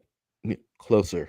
It's one of those things, Teran, where you closer, and then smack. I mean, what the hell's your guys' problem? Seriously? The Stag Bowl obviously has been extended. It would have been played the day before Division 2, you know, is when it usually gets played on that Friday. And the Stag Bowl would have been done already. But they wanted to extend it a little bit and push it out and make it a little bit bigger, and that's okay. It's even after Division 2 this year. Cool. Okay. But what gets me, Teran, is they decided to not only put the Stag Bowl further out this year by the FCS Championship, but these cats decided to put the Stag Bowl the same, number one, on a Sunday, an NFL Sunday, which is already a stupid idea. And they decided to put the damn game during Sunday Night Football. If you want people to watch this game, number one thing, you do not put it on NFL Sunday, especially a Week 18. Okay. I mean, let's just be real. You can put this on during a Raider game. No one's going to watch the Raider game. but everyone's playing tomorrow. Okay. Well, we got a couple teams playing today, but this is it. for all the marbles. Some teams are playing for all the marbles, okay, tomorrow in the NFL, which we'll get to momentarily. But Teran, this is going to be an awesome game. But what in the hell are you doing putting the game on during not just Sunday, but Sunday night football? You have the Lions taking on the Vikings in what is probably going to be, like, as you said before the show, like the best game of the season. And you decide to put the Stag Bowl during this game. Darren, I think that has to be Dum Dum of the Week. For I'm sorry, like what, where in your thought process did you think this was going to be a good idea? Like, Darren, can you try to justify or no? You can't, because honestly, this is just bad marketing. This is just very poor. Now, if they had maybe put this on a Monday where there's no Monday Night Football, that would have been understandable. But honestly, you can't like defend this. Today would have also been good because there's only one bowl game. You could have had this on any other day and it would have been fine. Okay, maybe not like if there was like college football playoffs, but still, any other day would have been better except for Sunday. Like, the NCAA has to start pulling their head out of the sand. It really just is frustrating. Exactly, and it's funny because I'm Division III, and people are sounding off in the comments over here under the game, like, yeah, this probably isn't the best time for this game. This is really stupid. I'm very disappointed that they would put this game, like, why? And it's funny, we're getting some funny comments here in the comment section. I mean, obviously Jen B, she's cheering on her Purple Raiders, man. They've been great all season long. Tomorrow is going to be Adam versus Jen, obviously. North Central out of Illinois taking on the Purple Raiders of Ohio. But yeah, oh my gosh, yeah, he definitely does. And yes, thank you, White Sox, for sucking and making us laugh all season for Emma. Hopefully we get another one of those this year. I'm just kidding. But yeah, so Gen B does not care about the Vikings or the Minnesota Vikings or the Detroit Lions. So she'll be watching the Stag Bowl. But look at our boy Kristen. Yeah, Stag Bowl. yeah.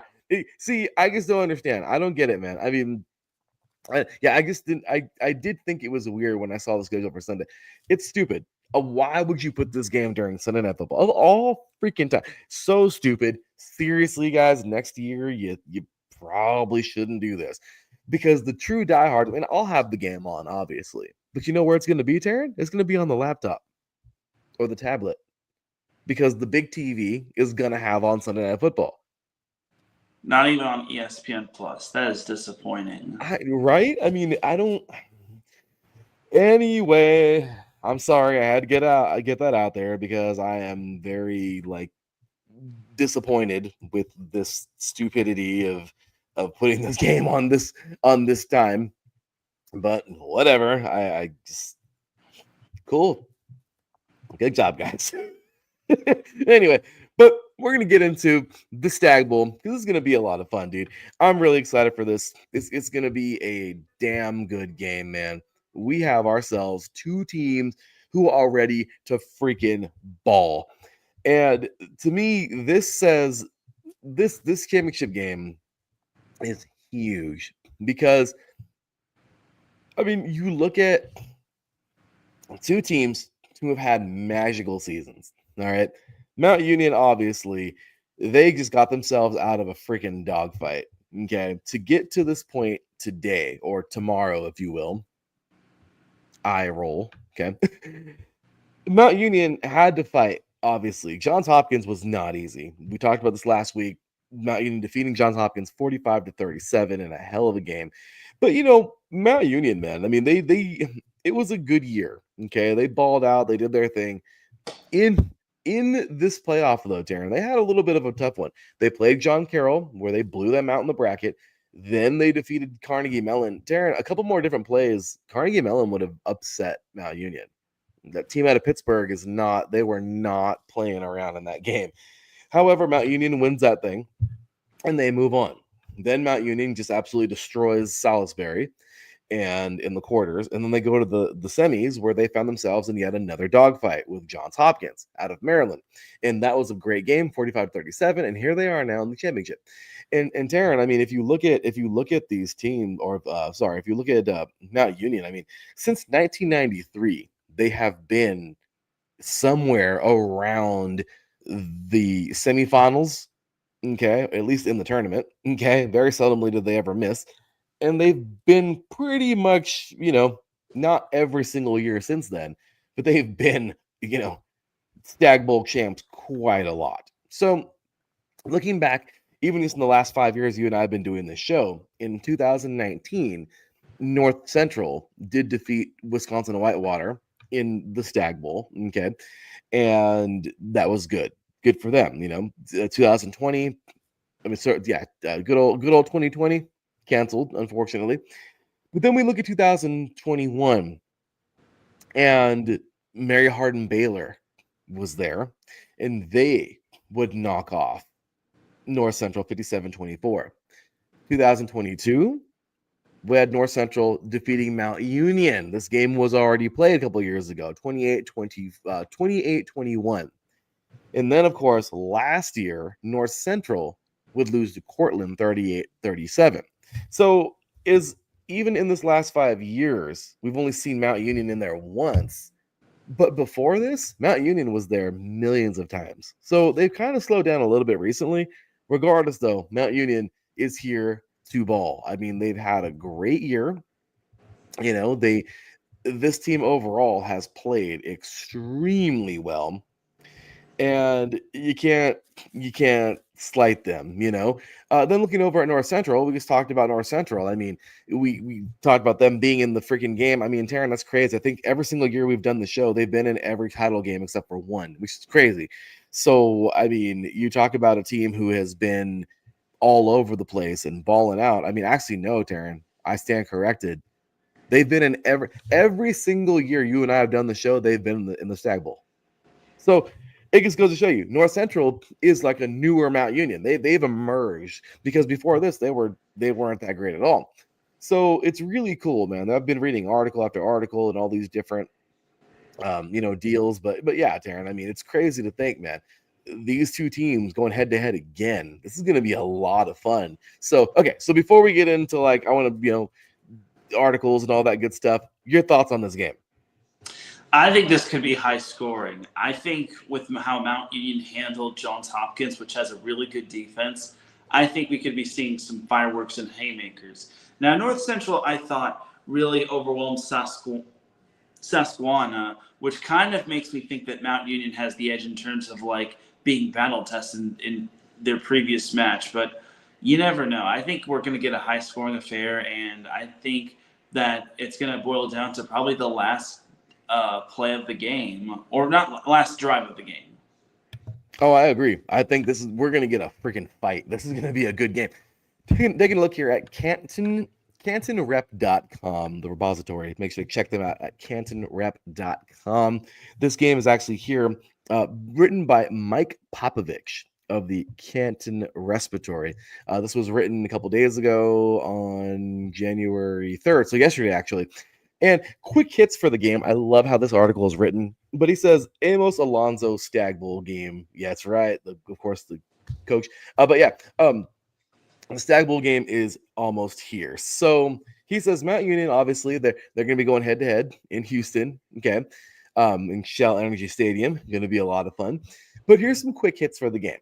Okay, so Mount Union looks to end Amos Alonzo Stag Bowl title drought. All right, so Mount Union owns the NCAA record 13 national championships, but the Purple Raiders have not won a Stag Bowl since 2017. They lost, as I just said, to actually the year before you and I started doing the show together, Mary Hardin Baylor. They lost to Mary Hardin Baylor at the 2018 Stag Bowl, and to North Central, as we just talked about, in the title game. Okay, so North Central's Amos Alonzo Stag Bowl runs continues. The Cardinals are approaching the Stag Bowl for their 5th straight season. Their run does not include the canceled 2020 COVID season, of course. So North Central beat Wisconsin Whitewater in 2019, as we just mentioned, and Mount Union in the 2022 championship game as well. So the Cardinals lost to Cortland last year, as we just talked about, and obviously he talks about how they got there, both these teams, as we just went over their who they beat.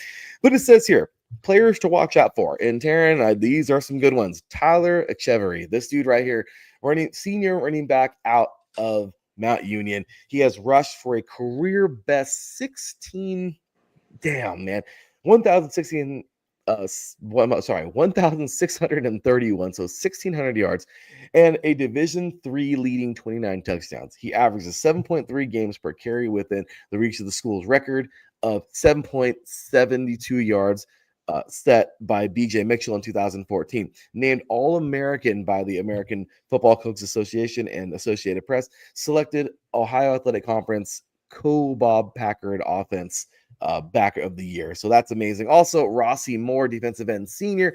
Dude has led the Red Raiders with 20.5 tackles for loss and a career high of 106 tackles. Ranks second in sacks on the team with 11.5 sacks, and obviously has a lot of stuff here. Needs just 2 more tackles to break the Mount Union record of 67.5 held by Tom Lally. That's amazing, man. I mean, obviously he's gotten some accolades here, being player of the year and Associated Press and all that. He had a career best 13 tackles for the Red Raiders in the quarterfinals versus Salisbury, which is amazing. So, and then looking at North Central, we have Luke Lennon, quarterback here, graduate quarterback. He, of course, won a couple accolades this year. He's Associated Press Offensive Player of the Year, the Gagliardi trophy, which of course is the Heisman of Division III. He just won this thing. Okay, he leads Division III in active career passing efficiency with a rating of 211.75, and he was thrown for 2,960 yards and 39 touchdowns and rushed for 924 yards and 14 touchdowns this season. And then last but not least, one more to take a look at here. Defensive tackle. I love the D-line love here. John Sullivan, defensive tackle junior, anchors that North Carolina unit that ranks in Division III in scoring. Wow, that's crazy. Defense allowing only 10.9 points per game. So, yeah, the anchor of that defense, which is that damn good, leads the Cardinals in sacks with 6 sacks for loss. That's crazy. With 6 sacks and tackles for loss with 15.5. And he's won the Cliff Harris finalist, or he's a Cliff Harris finalist award, I think, as Defensive Player of the Year. But regardless, that's amazing. So, really, really cool article written here. We're going to go ahead and just read a little bit more. We have, says, Jeff Dart seeks first. My gosh, I'm like tongue-tied. Almost Alonzo Stag Bowl win with Mount Union head coach. Mount Union's head coach, Jeff Dart, owns a multiple national championship rings as a player and assistant. This year, he hopes to win his first Stag Bowl as a head coach. That's amazing. Dart was part of Mount Union's Stag Bowl winning teams in 2002, 2005, and 2006 as an offensive lineman. He won national titles in 2012 and 15 as a player's assistant coach. That's amazing. And then we'll end it off here. Brad Spencer, nearly perfect as North Central head coach. North Central head coach Brad Spencer carries a 43-1 record into Sunday's game. Spencer led the Cardinals to a win over Mount Union in 2022, as we already talked about, and he lost last year to Cortland. So really cool article. Again, go check it out, you guys, at CarringtonRep.com. Teran, how about all those stats, man? Yeah, those are some mind-boggling and mind-popping stats. My thing is that which defense is going to come and rise to the occasion first. Like I said, this is going to be high scoring, and I think whoever blinks first will probably be, or whoever forces the other team to blink first, I think will find a way to win. So it's just going to boil down to who can get that big defensive stop. Agreed. And yeah, love Tyler. Yeah, great player, man. Fun to watch. Well, let's see what they do, man. I'm excited. Teran, it's about that time, man. Let's make our picks. Who are you taking? You know what? I'm going to take Mount Union for this one. I think Mount Union has been battle tested. I think they've been through the ups and downs, but I think they're going to need to have their defense rise to the occasion because they can't just keep winning on the offense alone. They need the defense to make big plays. Agreed, Aaron. As much as I would like to lean towards North Central because I think that history is on their side right now, Darren, I got to go with the Purple Raiders. Do you want to know why I'm picking the Purple Raiders, Darren? Because some Raiders have to be good this year. Because some Raiders have to be good. It ain't it damn sure the one in Vegas, all right? Yeah, some Raiders have to win. And Vegas, it ain't you, bro.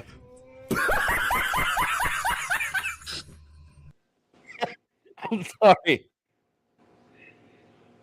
I'm sorry. That was too good. I had to. So tomorrow, I think it's gonna be a great game, man. Both teams are gonna fight. I'm looking forward to a great national championship game. Stag Bowl 51, if you will. But yeah, Aaron. So with that said, man, congratulations to both these teams making it. Let's see what happens next year. I'm sorry. Let's see what happens this year and see what happens, moving forward into next year for both these teams, what that'll mean. So with that said, Aaron, there it is. Stag Bowl preview in the books. Make sure to tune in tomorrow night. Somehow put it on your phone. Because Aaron's football stupid. But anyway, on to a game that is on the is at a good time. Okay, Monday, obviously. All right. The FCS National Championship game, of course, we have here Montana State taking on North Dakota State. And yeah, Darren, this is a crazy one, man.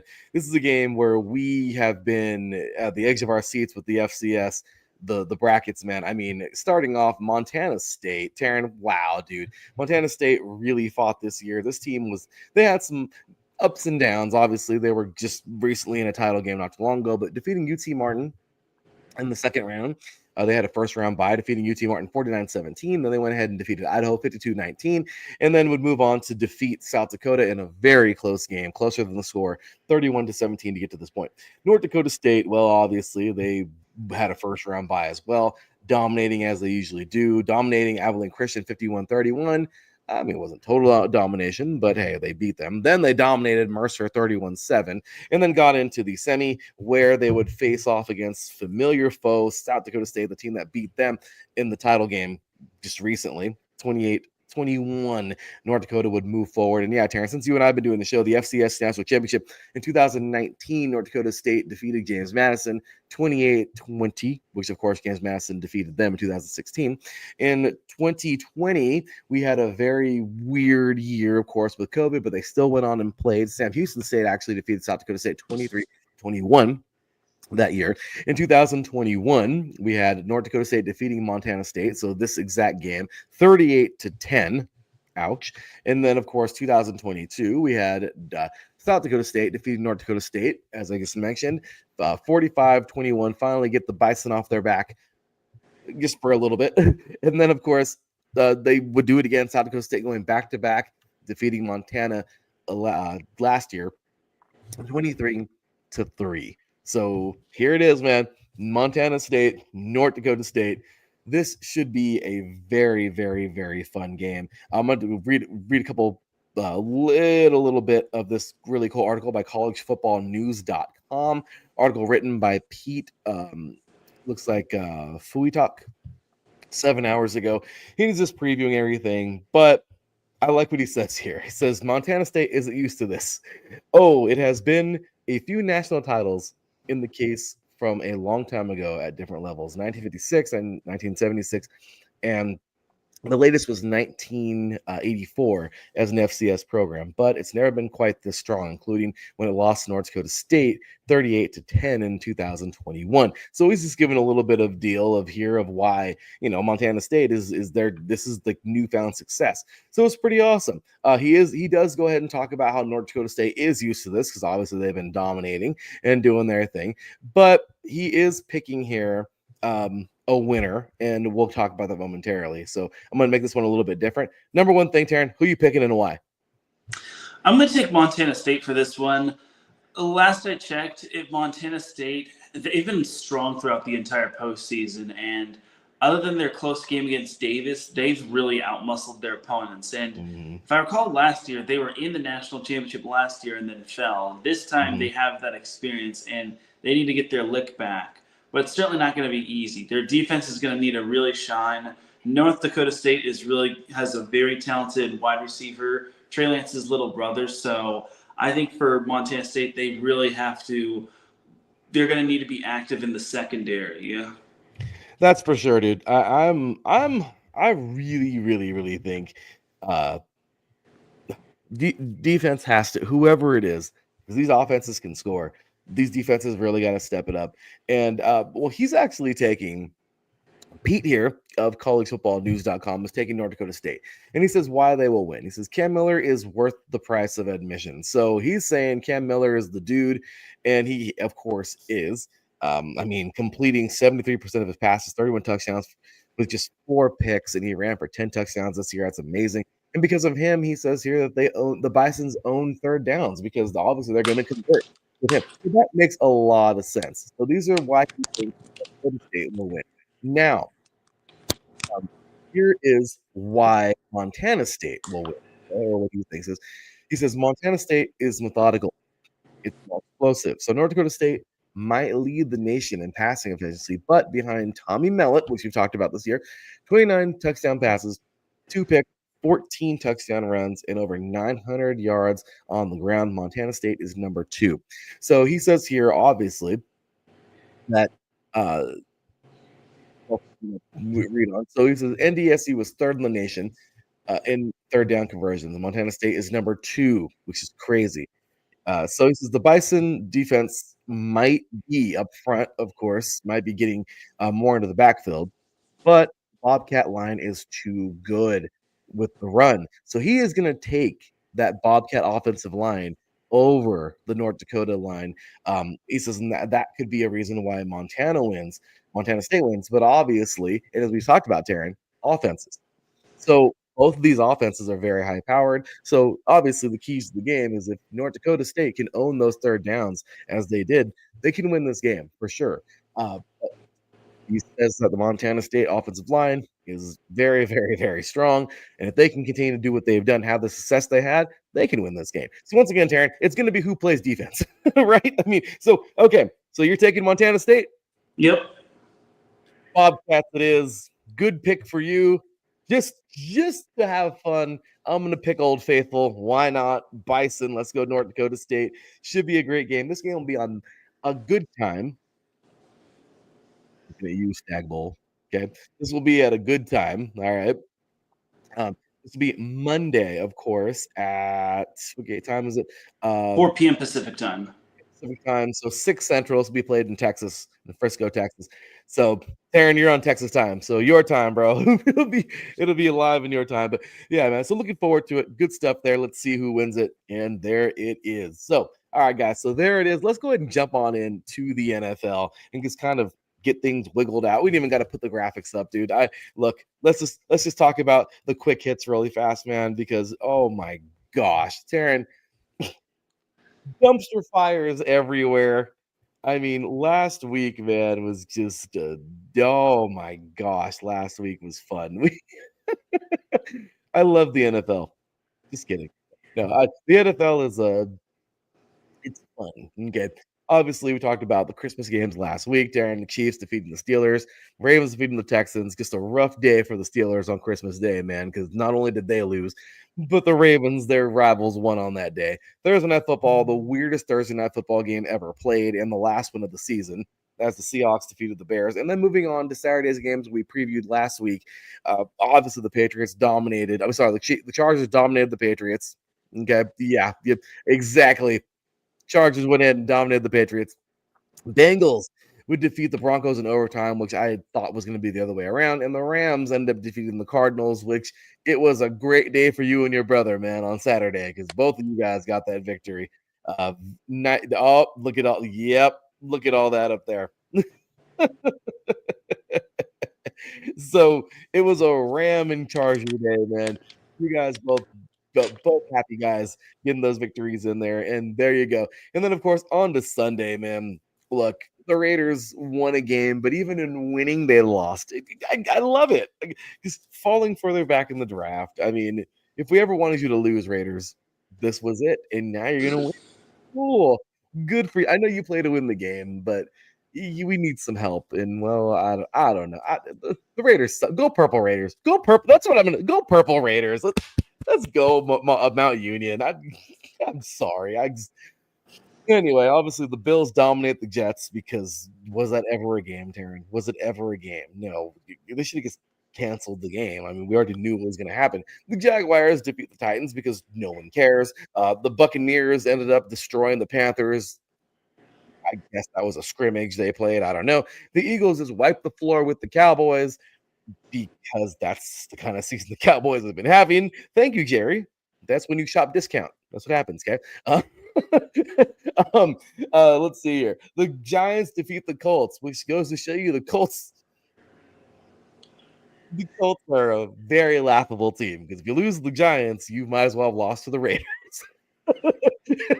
The Dolphins defeating the Browns because the Browns might as well just be the Raiders too. The Vikings, of course, defeating the Packers in what was a very good game. I think we're in the zone on that one right now. Vikings getting a huge victory there. Oh my gosh, 27-25 in what was like the game of the week, obviously. So many playoff implications on the line, but the Vikings get it done. And then in a thrilling Sunday Night Football, the Commanders defeat the Falcons 30-24 in overtime.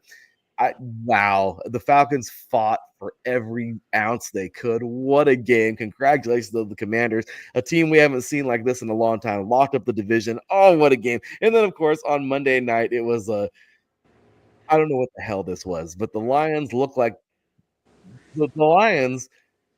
I don't know. You're not going to go into anybody's stadium and push them around. I mean, unless you're the Raiders or the Browns or the Panthers or the Jaguars. Anyway, but unless you're those horrible teams, no one's going to come and push you around. And the Niners, which have a backbone, battled the Lions. I'll tell you right now, Lions fans were a little scared. Don't lie. Don't lie. Okay. However, the Lions prevailed 40-34 on the road, and there you go. So, Teran, I mean, in all now, we talked about half of these games last week, obviously, because half of the games were played already. But your thoughts overall of Week 17 in the NFL? I think pretty much everything is finalized outside of the final spot in the AFC and then the NFC South, which is between the Bucks and the Falcons, which the Bucks, they have the leg up on Atlanta because Atlanta unfortunately just could not close out against Washington. So I think we're now starting to see which teams are in the playoffs and which teams aren't. Yeah, we're pretty much good to go. I mean, there's no surprises here. We kind of know. We'll get to the playoff picture in just a few moments here, Teran. But let's go and talk about today's games. I mean, these games are just, they'll be fun, I guess. I mean, I don't even know if, I guess we'll just put up the banner. Screw it. Okay, so today, of course, we got Browns and Ravens. Today is the entire AFC North. Obviously, I think this feeds into the Hard Knocks, right? That's been on. But I mean, Darren, I don't know. The Browns are probably going to get slapped. I mean, let's just be real. I mean, the Ravens are. I don't know. Maybe not. They're resting. I don't know, but it is what it is. This game is just going to be played to be played. And then, of course, Bengals Steelers. This one's a little more interesting. There's some playoff stuff happening in this one. So, Darren, what do you think about these two games, man? And give us your winners and why. Well, Browns and Ravens. Ravens, a win with them would give them the AFC North. But if for some reason they slip up and the Steelers win, then Steelers would clinch the AFC North and the 3 seed. So my thing is for both these matchups, it's going to be some grinded out matches. I got the Ravens beating the Browns just because the Browns are practically depleted. And then I got the Bengals beating the Steelers. I think the Bengals are fighting for their playoff lives, their slim playoff lives. And they're going to need to play hard no matter what, because this could be the final game for T. Higgins because he's on a contract year. But I think for Cincinnati, they're going to get the win, and then they're just going to have to hope that Denver and Miami both lose. Very well said, because that's exactly what it is. So today, and by the way, Blue has made her entrance into the show. She is here to talk about. She was not interested with colleagues this week, but she's very interested in the NFL. So she's gonna go with the Cats. She's going Bengals because she's a cat. Okay. And what's that, Blue? She says the Browns aren't that good, so she's just gonna go with the Ravens. So she's nicer than me. She was nicer. She didn't say it very mean. She just said it polite. So sorry, Jen. So anyway, so with that said, Teran, Week 18, yeah, absolutely. I'm mirroring your picks, dude. I mean, at this point in time, you're right, because we're talking about the playoff picture momentarily, but let's just run through Week 18 because half of this is just garbage. Half of Week 18 is just hurry up and end. I mean, seriously, that's what Week 18 is. So here we go, Teran. Quick picks for Week 18. Let's get it, man. Starting things off, we have Texans and Titans. Seriously? I'm sorry, I just hit my head on the on the microphone. I guess seriously. Okay, well, obviously, I mean, I don't know. The Texans have been weird, so there's a chance that they won't be that great. I don't know, but overall, we both agree in agreement that the Texans will probably just slap around the Titans. Yeah, I mean, tough for me to pick the Titans just because the Texans are pretty much probably going to be sitting everybody since they are locked into that 4 seed and they don't want to lose anyone else like they've had already with Tank Dell and Stephon Diggs. But yeah, I guess Texans, even though I imagine they're going to be starting Davis Mills or Case Keenum. Yeah, I mean, honestly, Terry, I don't even know why we're picking. We shouldn't even be picking these games don't even matter. Half of them, we should just talk about them, obviously. So I guess we'll just throw our quick picks in there. But yeah. So for damn sure, I'm sure there's going to be a lot of resting, but Texans should win this thing. Panthers and Falcons, just again another. I guess we should just be talking about scenarios. Teran, does Bryce Young get another chance? Yeah, Falcons need this game. They need to win, and they have to hope that the Bucks lose. But I got Atlanta beating the Panthers. Exactly. And does Bryce Young get another chance next year? Oh, yeah. I think Bryce Young, he's made some strides this season. I think for Bryce Young, I think he has taken a little bit better of a step. I think he deserves one more chance, but if he messes up next year, then he's gone. Agreed. I do feel that I do think they're gonna give him another chance, but he's in hot water, man. He really needed this year to be better, and boy, it was a dud. So, alrighty. So next up here we got Saints and Buccaneers. Obviously, the Saints are just terrible. They lost to the Raiders, so yeah. I mean, but then again, they could be just tanking. Who knows? But regardless, Buccaneers get the Buccaneers 9-7. They need this. Yeah, unless the Bucks forget to show up, I think the Bucks are beating the Saints. If they win, they're in. Simple as that for the Bucks. Win and in, lose and well, there goes your chance. Buffalo Bills, man, they've played good all year long. They're playing the Patriots, who are absolutely terrible. Teran, the Patriots. Mayo, is he staying? Are they gonna go bring another Patriot linebacker in? Oh, I don't know. What's his name again? Oh, Vrabel. What are we doing? Are they gonna give May another year? Are they gonna go after the quarterback? I mean, this team has more question marks than the Joker's suit. Like, I'm sorry. I mean, Darren, I don't know, but what do you think about these questions? And of course, pick your. Well, if the Patriots lose, they get the number 1 pick in the NFL draft. So I got the Bills winning just because Josh Allen is playing. So there's that. And when did you ever think the Patriots would be getting the first round? I mean, the first pick ever, right? I never saw that one coming. Even I knew when they would get bad one day or not be as dominant without Brady and Bill. I never saw them getting the first pick. Okay, it's crazy. It's what it is. But yeah, Bills dominate, and let's see what happens with the Patriots. I'm pretty sure let's see what they do with that first round.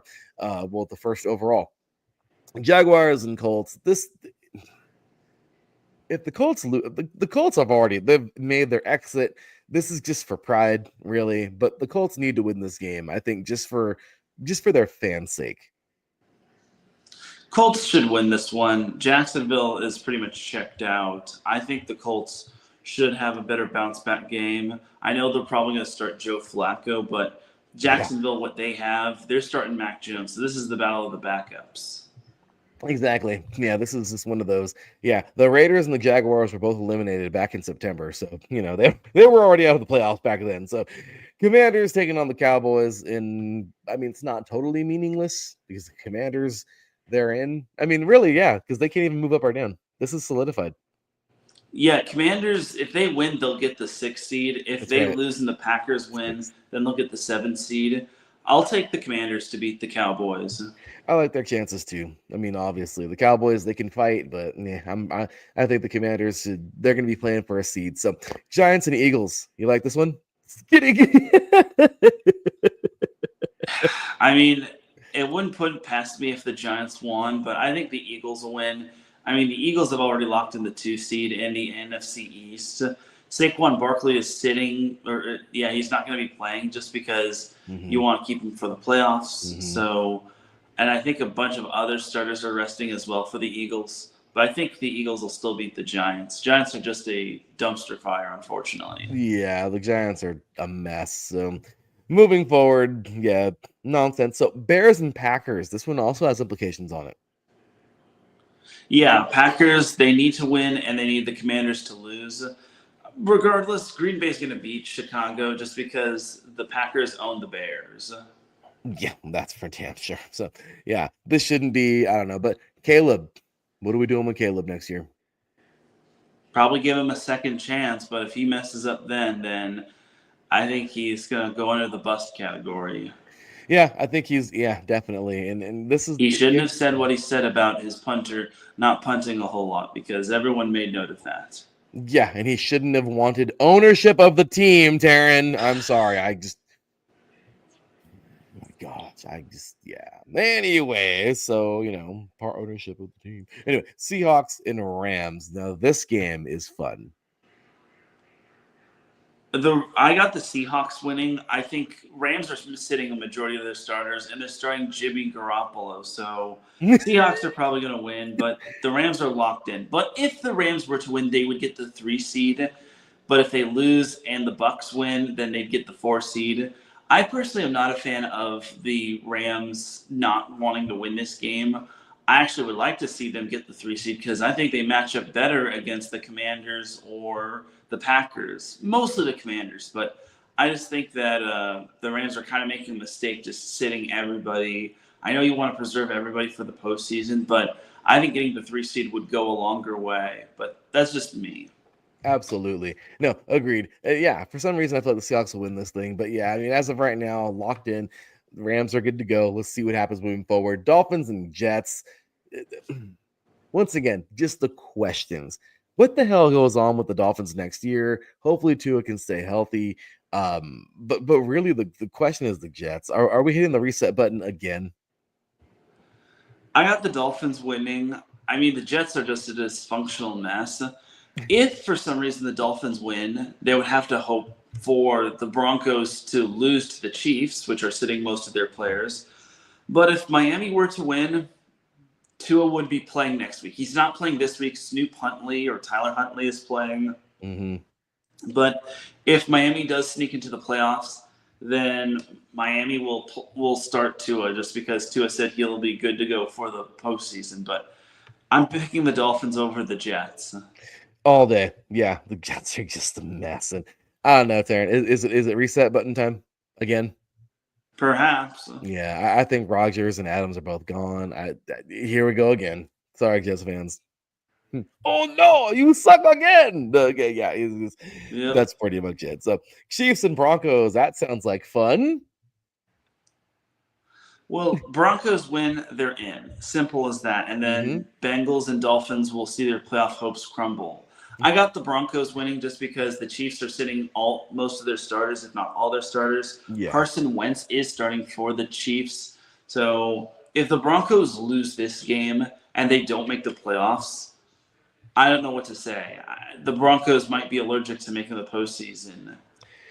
That's a big possibility. And those allergies, man, you gotta take that Claritin. You gotta take that Allegra. Anyway, next up, who do we have on the docket? 49ers and Cardinals. Oh, that's a doozy, ain't it? 2 eliminated teams in the NFC West. This game to me is just I don't even know who the hell's playing today. I don't know who it's tomorrow. I don't know who they're starting. I don't know who they're saying. I have no idea. But this game is another one of those. Who cares? So the Niners are starting Josh Dobbs at quarterback because Oh, Brock sweet. Purdy got hurt against the Lions late in the That's right. game.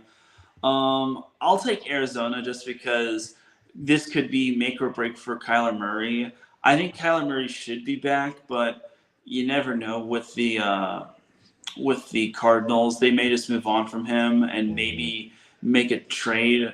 I hear that the Steelers might be the favorites to try to land Kyler Murray, but what would they do with Wilson or Justin Fields?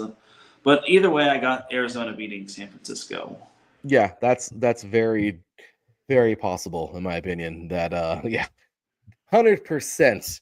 Okay, this is a good game. I think it'd be a fun game just because for football's sake, but overall meaningless. I'll go Cardinals because it's true. Let's see what they're home, and everyone's all over Kyler Murray. So let's see what happens. This is a fun one for you and me, Teran. Chargers and Raiders. This is sad. This is so sad. Now, this is going to depend on if the Chargers will find out the result of the Steelers-Bengals game. If the Steelers lose and the Chargers win, the Chargers will be the 5 seed. If the Steelers win, then the Steelers will be the 5 seed and the Chargers will be the 6 seed. If the Chargers play their starters, they're going to win. If they sit all their starters, which they rightfully should, the Raiders will win because they have no business winning this game, and it would be par for the course for them to win a meaningless game and ruin their draft stock. So I guess give me the Chargers. I mean, I couldn't have said it better, and I'm a Raider fan, Taryn. You're absolutely right. This is the most fitting, and I'm actually picking this game.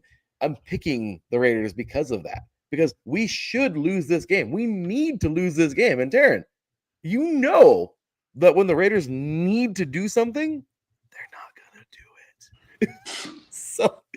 so yeah, I'm positive the Raiders will more than likely win this game. You guys are still making the playoffs.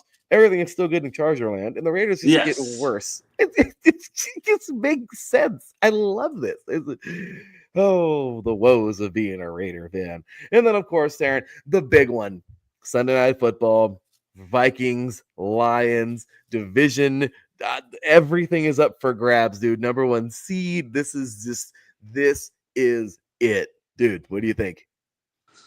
I got the Lions winning this one. I think it's going to be close. They are beaten up, and Minnesota is still playing some good football. But I think the Lions just eke this one out. But no matter who wins or who loses, there's going to be a 14-win team as a wild card, which I haven't seen that since the Chargers had 13 wins, and they were a wild card after tying with the Chiefs in the NFC West. That was crazy, right?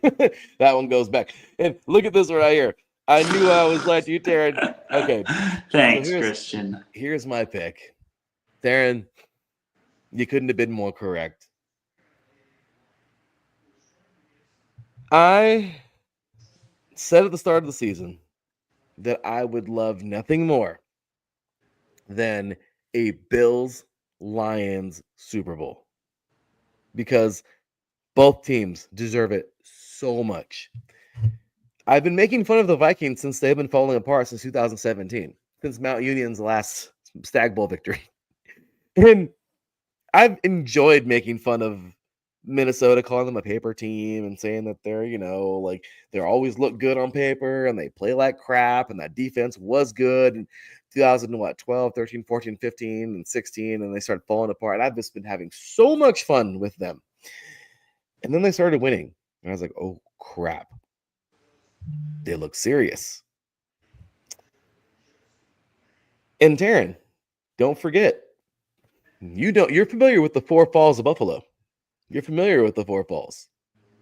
1990, 91, 92, and 93. But Minnesota also has 4 Falls, just different years, far apart from each other. Minnesota is also 0-4 in the Super Bowl. So I started thinking, man, if the Vikings made it, that'd be cool too. Because, they're deserving too. But that means that the Lions, who haven't won a championship, because it wasn't even the goddamn Super Bowl the last time they won in 1956, Oh my gosh, how cool would that be? But there's one thing that the Vikings haven't done that the Lions have done. And Teran, that was my freshman year in college when the Lions decided to lose every game and go 0-16. And honestly, dude, this team is hungry. They want it so bad. I think they're going to fight like hell and get in and probably win this game today, get that first overall seed. I don't know how they're going to do in the playoffs. They are banged up, but damn it, I think they win today. And that's what I'm going to go with for right now. So, Teran, there you have it. That is that. And, well, there's 2 hours on air, ladies and gentlemen. Let's close it out. Oh, my gosh. What a good deal, man. Yep, there's Kristen, man. By the way, check him out, man, on Wednesday evening of course, Britsville, USA, talking all things Detroit, man. Great show, all things Michigan. Great show as always, man. But yeah, good stuff, man. Big shout out to everybody in the chat room. Gen B here of Show of the Land, covering all things in Cleveland. We had Ralph Talise in here, the host of the Inza Report.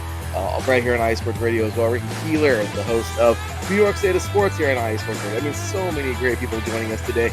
Of course, our boy Mike, the host of Indie Sports Nation here on iSports Radio as well. Catch all those great shows. Darren, any closing thoughts for the show here today? This week in terms of the NFL, it's pretty much the appetizer. Next week we're gonna start to get the main meals. Oh yeah, it's gonna be fun. I'm looking forward to all this, man. We need to have a good week of football in the NFL this week. It's going to lead right into those playoffs. Let's see what happens, man. Let's see what happens. Yeah, anything else you want to add? College football's reaching its culmination. We didn't get to talk about a few of the other bowl games, but that's all right. I mean, long story short, Ole Miss handled Duke. That's right. Texas State edged out. All I know, Texas State won their bowl game. They beat North Texas, and then Minnesota beat Virginia Tech. That was yesterday. That's my apologies, guys. I know we kind of went through that kind of quick because I got excited. That's right. Yesterday we did have, of course, that was yesterday's games, or yesterday and Thursday, of course. Yeah. Duke. That's right. We actually have the same record in terms of the pickup. Oh, I love it. That is awesome. But that's right, ladies and gentlemen. Sorry about that. Ole Miss dominating Duke in the Gator Bowl. And then yesterday, of course, we had two of them. First Responders Bowl, North Texas. Oh, man, what a game. Texas State, North Texas. Then yesterday, the Mayo Bowl. Watching Coach get the Mayo dumped all over him was crazy. So, I mean, big victory there for the Golden Gophers, man. We're gonna run this one back real quick because, well, we gotta get those games in real quick. So, with that said, big victory there yesterday, man. Hats off, by the way, to Minnesota. What were your thoughts on them this year? A little underwhelming, but I thought Minnesota was solid.